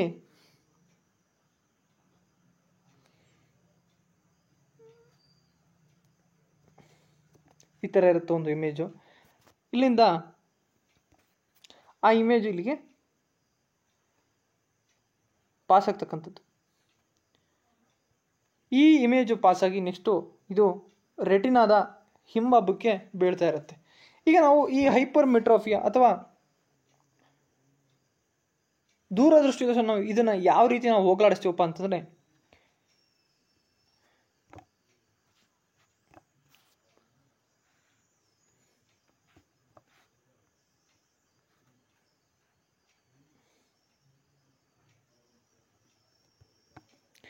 ಈ ಪ್ಲೇಸಲ್ಲಿ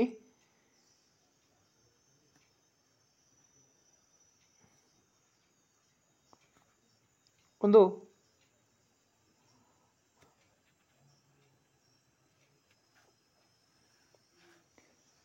ಕಾನ್ವೆಕ್ಸ್ ಲೆನ್ಸನ್ನು ಇಡ್ತಕ್ಕಂಥದ್ದು.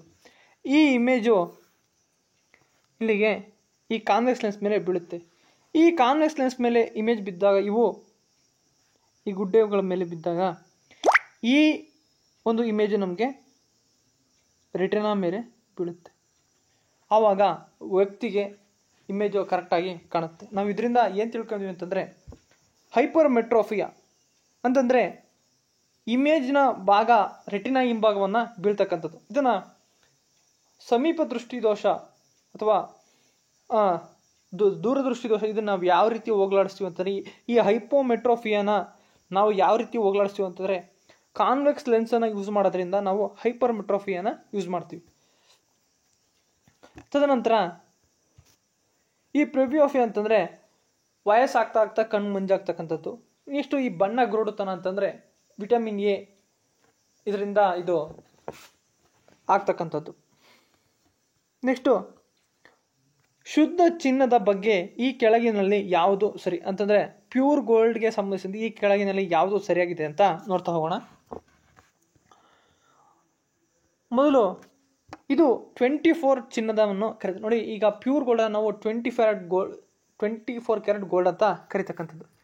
ತದನಂತರ ಇದನ್ನು ಆಭರಣಗಳನ್ನು ತಯಾರಿಸಲು ಇದು ಸೂಕ್ತವಲ್ಲ. ಅದನ್ನು ಗಟ್ಟಿಯಾಗಿಸಲು ಬೆಳ್ಳಿ ಅಥವಾ ತಾಮ್ರದೊಂದಿಗೆ ಮಿಶ್ರಲೋಹವನ್ನು ಮಾಡಲಾಗುತ್ತದೆ. ತದನಂತರ ಇವುಗಳಲ್ಲಿ ಎಲ್ಲವೂ ಇದಕ್ಕೆ ಏನಪ್ಪ ಆನ್ಸರ್ ನೋಡ್ತಾ ಹೋದೆ ಅಂತಂದರೆ, ಶುದ್ಧ ಚಿನ್ನದ ಬಗ್ಗೆ ಕೆಳಗಿನಲ್ಲಿ ಯಾವುದು ಸರಿ ಅಂತ ನೋಡ್ತಾ ಹೋದರೆ ಇದಕ್ಕೆ ಆನ್ಸರು ಮೇಗಳಿನ ಎಲ್ಲವೂ ಸರಿ. ಅಂತಂದರೆ ಪ್ಯೂರ್ ಚಿನ್ನ 24 ಕ್ಯಾರೆಟ್ ಗೋಲ್ಡ್ ಆಗಿರುತ್ತೆ. ಅದು ಹತ್ತಿಯಂತೆ ಫುಲ್ ಮೆದು ಇರ್ತಕ್ಕಂಥದ್ದು. ಇದನ್ನು ಆರ್ನಮೆಂಟ್ಸ್ ಅಥವಾ ಬಂಗಾರ ಸರಗಳು ಅಥವಾ ಗೋಲ್ಡ್ ಜ್ಯುವೆಲರೀಸ್ ಮಾಡೋಕ್ಕೆ ಬರಲ್ಲ. ಯಾಕಪ್ಪ ಅಂದ್ರೆ ಭಾಳ ಸ್ಮೂತ್ ಇರುತ್ತೆ. ಇದನ್ನು ಆಭರಣಗಳನ್ನು ಮಾಡಲಿಕ್ಕೆ ಯೂಸ್ ಮಾಡಲಿಕ್ಕೆ ಹಾರ್ಡ್ನೆಸ್ ಬರೋಕ್ಕೋಸ್ಕರ ಇದರಲ್ಲಿ ಸಿಲ್ವರು ಮತ್ತು ಕಾಪರ್ನೊಂದಿಗೆ ಇದನ್ನ ಮಿಕ್ಸಿಂಗ್ ಮಾಡ್ತಾರೆ. ಇದನ್ನ ಮಿಕ್ಸಿಂಗ್ ಮಾಡಿದ್ರೆ ಇದು ಹಾರ್ಡ್ನೆಸ್ ಬಂದು ಇದರಿಂದ ನಾವು ಆಭರಣಗಳನ್ನು ಮಾಡ್ತಕ್ಕಂಥದ್ದು. ಇದಕ್ಕೆ ಎಲ್ಲವೂ ಇದಕ್ಕೆ ಸರಿ ಆಗ್ತಕ್ಕಂಥದ್ದು. ತದನಂತರ ನೋಡಿ, ನೆಕ್ಸ್ಟು ಈ ಕೆಳಗಿನಲ್ಲಿ ಯಾವುದು ಸಾಂಕ್ರಾಮಿಕ ರೋಗ ಅಂತಂದರೆ, ಈ ಕೆಳಗಿನಲ್ಲಿ ಯಾವುದು ವೈರಲ್ ಡಿಸೀಸ್ ಮುಖಾಂತರ ಹರಡತಕ್ಕಂಥದ್ದು ಅಂತ ನೋಡ್ತಾ ಹೋಗೋಣ. ನೋಡಿ, ಇದು ಮೊದಲು ಕ್ಯಾನ್ಸರ್ ಹುಣ್ಣು ರೋಗ, ಡಯಾಬಿಟಿಸ್ ಮಧುಮೇಹ ರೋಗ, ತದನಂತರ ಮಿಸಲ್ಸ್ ಅಥವಾ ದಡಾರ ಅಂತಕ್ಕಂಥದ್ದು. ನೆಕ್ಸ್ಟು ಅಧಿಕ ರಕ್ತದೊತ್ತಡ ಅಥವಾ ಹೈಯೆಸ್ಟ್ ಬ್ಲಡ್ ಪ್ರೆಷರ್ ಆಗ್ತಕ್ಕಂಥದ್ದು. ಇದಕ್ಕೆ ಯಾವುದಪ್ಪ ಆನ್ಸರ್ ನೋಡ್ತಾ ಹೋದರೆ ಮಿಸಲ್ಸ್ ಅಥವಾ ದಡಾರ ಅಂತಕ್ಕಂಥದ್ದು. ಈಗ ಮೊದಲನೇದಾಗಿ ಕ್ಯಾನ್ಸರ್ ಹುಣ್ಣು ರೋಗ. ಈ ಕ್ಯಾನ್ಸರ್ ಹುಣ್ಣು ರೋಗ ಅಂತಕ್ಕಂಥದ್ದು ಹ್ಯೂಮನ್ ಬಾಡಿಲಿ ಕ್ರೋಮಿಯಂ ಎಂಬ ಅಂಶ ನಮ್ಮ ದೇಹದ ಮೇಲಿರ್ತಕ್ಕಂಥ ಗ್ಲ್ಯಾಂಡ್ಗಳಲ್ಲಿ ಅನುಪಯುಕ್ತವಾಗಿ ಗ್ಲ್ಯಾಂಡ್ಗಳ ಮೇಲೆ ಬೆಳೀತಕ್ಕಂಥ ಗೆಡ್ಡೆಗಳಿಗೆ ನಾವು ಕ್ಯಾನ್ಸರ್ ಅಂತಕ್ಕಂಥ ಕರಿತಕ್ಕಂಥದ್ದು. ತದನಂತರ ಡಯಾಬಿಟಿಸ್ ಅಥವಾ ಮಧುಮೇಹ ಅಂತಂದರೆ ನಮ್ಮ ದೇಹದಲ್ಲಿ ಗ್ಲೂಕೋಸ್ ಲೆವೆಲ್ಲು ಹೆಚ್ಚಾದಂಗೆ ನಮ್ಮ ಪ್ಯಾನ್ಕ್ರಿಯಾಸು ಇನ್ಸುಲಿನ್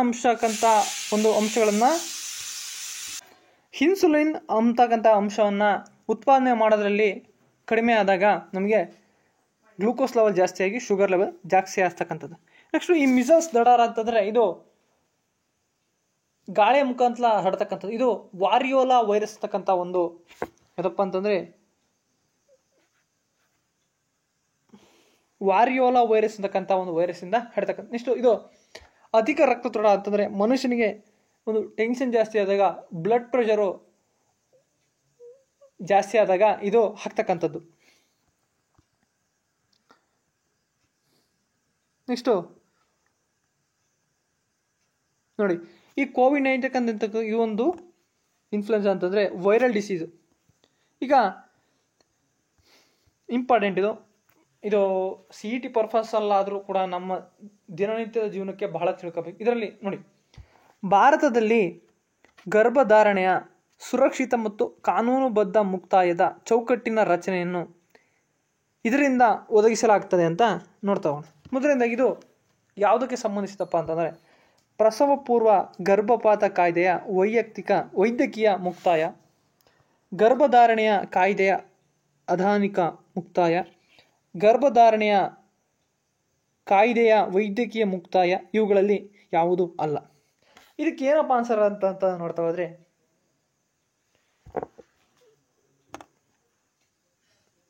ಪ್ರಸವ ಪೂರ್ವ ಗರ್ಭಪಾತ ಕಾಯ್ದೆಯ ವೈದ್ಯಕೀಯ ಮುಕ್ತಾಯ. ಹಾಗಂದ್ರೆ ಇದೇನು ಅಂತ ನೋಡ್ತಾವೆ. ಮೊದಲನೇದಾಗಿ ಇದೇನಪ್ಪ ಅಂತಂದರೆ ಮೆಡಿಕಲ್ ಟರ್ಮಿನೇಷನ್ ಪ್ರೆಗ್ನೆನ್ಸಿ ಆ್ಯಕ್ಟ್ ಅಂತ ನಾವು ಕರಿತೀವಿ. ಏನು ಈ ಮೆಡಿಕಲ್ ಟರ್ಮಿನೇಷನ್ ಪ್ರೆಗ್ನೆನ್ಸಿ ಆ್ಯಕ್ಟ್ ಅಂತ, ಇದು 1971ರಲ್ಲಿ ಇದು ಜಾರಿ ಆಗ್ತಕ್ಕಂಥ. ನೋಡಿ, ಇದು ಭಾರತದಲ್ಲಿ ಕಾನೂನು ಗರ್ಭಪಾತವನ್ನು ನಿಯಂತ್ರಿಸುವ ಮತ್ತು ಸಮರ್ಥನೀಯ ವಿಧಾನವನ್ನು ಹೊಂದಿರತಕ್ಕಂಥದ್ದು ಕಾನೂನಿನ ಉದ್ದೇಶ. ಅಂತಂದರೆ ಈಗ ಒಬ್ಬ ಗರ್ಭಿಣಿ ತನ್ನ ಮಗುವನ್ನ ಅಬಾರ್ಷನ್ ಮಾಡಿಸ್ಬೇಕಾದ್ರೆ ಯಾವ ಒಂದು ವಿಧಾನಗಳನ್ನು ಅನುಸರಿಸಬೇಕು ಅಂತ, ಅಥವಾ ಅದಕ್ಕೆ ಯಾರು ಹೊಣೆ, ಅಕ್ರಮಬದ್ಧವಾಗಿ ಆ ಮಗುವನ್ನು ತಗ್ಸೋಕ್ಕೆ ರೂಲ್ಸ್ ಇಲ್ಲ. ಆ ರೂಲ್ಸ್ಗೆ ಸಂಬಂಧಿಸಿಪಟ್ಟಂತೆ ಜಾರಿಯಾದಂಥ ಕಾಯ್ದೆ ಯಾವುದಪ್ಪ ಅಂತ ಇದು ಮೆಡಿಕಲ್ ಟರ್ಮಿನೇಷನ್ ಪ್ರೆಗ್ನೆನ್ಸಿ ಆ್ಯಕ್ಟು. ಈ MTCPದು ಏನಪ್ಪ, MTPದು ಒಂದು ಕೆಲಸ ಅಥವಾ ಮೆಡಿಕಲ್ ಟರ್ಮಿನೇಷನ್ ಪ್ರೆಗ್ನೆನ್ಸಿ ಆ್ಯಕ್ಟ್ ಒಂದು ಏನಪ್ಪ ಇದ್ರ ಮಾನದಂಡಗಳು ಅಂತ ನೋಡ್ತಾ ಹೋದರೆ ನೋಡಿ, ಇದು ಗರ್ಭಪಾತದ ಅನುಮತಿಯನ್ನು ನಿಯಂತ್ರಿಸುವುದು ಅಂತಂದರೆ ಗರ್ಭಪಾತವನ್ನು ನಾವು ಅಬಾರ್ಷನ್ ಮಾಡಿಸ್ಬೇಕು ಬೇಡಿಸ್ಬೇಕು ಅಂತದನ್ನ ಇದು ಮಾನದಂಡಗಳನ್ನ ನೀಡ್ತಕ್ಕಂಥ. ನೋಡಿ, ಇದು ಈ ಕಾನೂನು ಗರ್ಭಪಾತವನ್ನು ಕಾನೂನಾತ್ಮಕವಾಗಿ ಅನುಮತಿಸುವ ಶ್ರೇಣಿಗಳನ್ನ ಇದು ಅಂತಂದರೆ ಯಾವುದೇ ಕಾನೂನು ರೂಪಗಳಲ್ಲಿ ಅಬಾರ್ಷನ್ ಮಾಡಿಸ್ಬೇಕಾ ಬೇಡವಾ ಅಂತಕ್ಕಂಥದ್ದನ್ನ ಈ ಆ್ಯಕ್ಟು ನಿರ್ಧರಿಸ್ತಕ್ಕಂಥದ್ದು. ನೆಕ್ಸ್ಟು ನೋಡಿ, ಇದು ಅಗತ್ಯ ಸಂದರ್ಭಗಳು ಅಂತಂದರೆ ಯಾವುದಾದ್ರೂ ಒಂದು ಅಗತ್ಯವಾದ ಸಂದರ್ಭ ಬಿದ್ದರೆ, ಜೀವನಕ್ಕೆ ಅಪಾಯ ಆದಾಗ ಅಥವಾ ದೊಡ್ಡ ಆರೋಗ್ಯ ಸಮಸ್ಯೆಗಳು ಈ ಗರ್ಭಿಣಿಯರಿಗೆ ಉಂಟಾದಾಗ, ಗರ್ಭಪಾತದ ಕಾರಣಗಳು ಅಥವಾ ಕಾನೂನಾತ್ಮಕ ಅಸಹಕಾರದ ನಿಖರಗಳ ಕಾರಣಗಳ ಪ್ರಕಾರ ಗರ್ಭಪಾತವನ್ನು ಇದು ಏನಪ್ಪ ಅಂತಂದರೆ ಈಗ ಯಾವುದಾದ್ರೂ ಈಗ ಒಬ್ಬ ಮಹಿಳೆಗೆ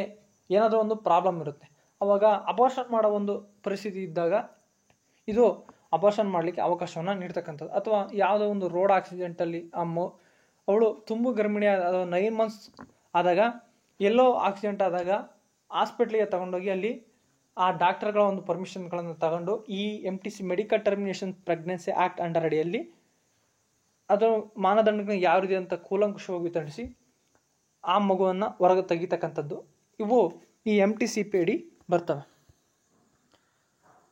ಥ್ಯಾಂಕ್ ಯು ಫ್ರೆಂಡ್ಸ್. ಈ ಕ್ಲಾಸ್ ಅರ್ಥ ಆಗಿದ್ದೀನಿ ಅಂತ ಅನ್ಸ್ಕೊಂಡಿದ್ದೀನಿ. Thank you.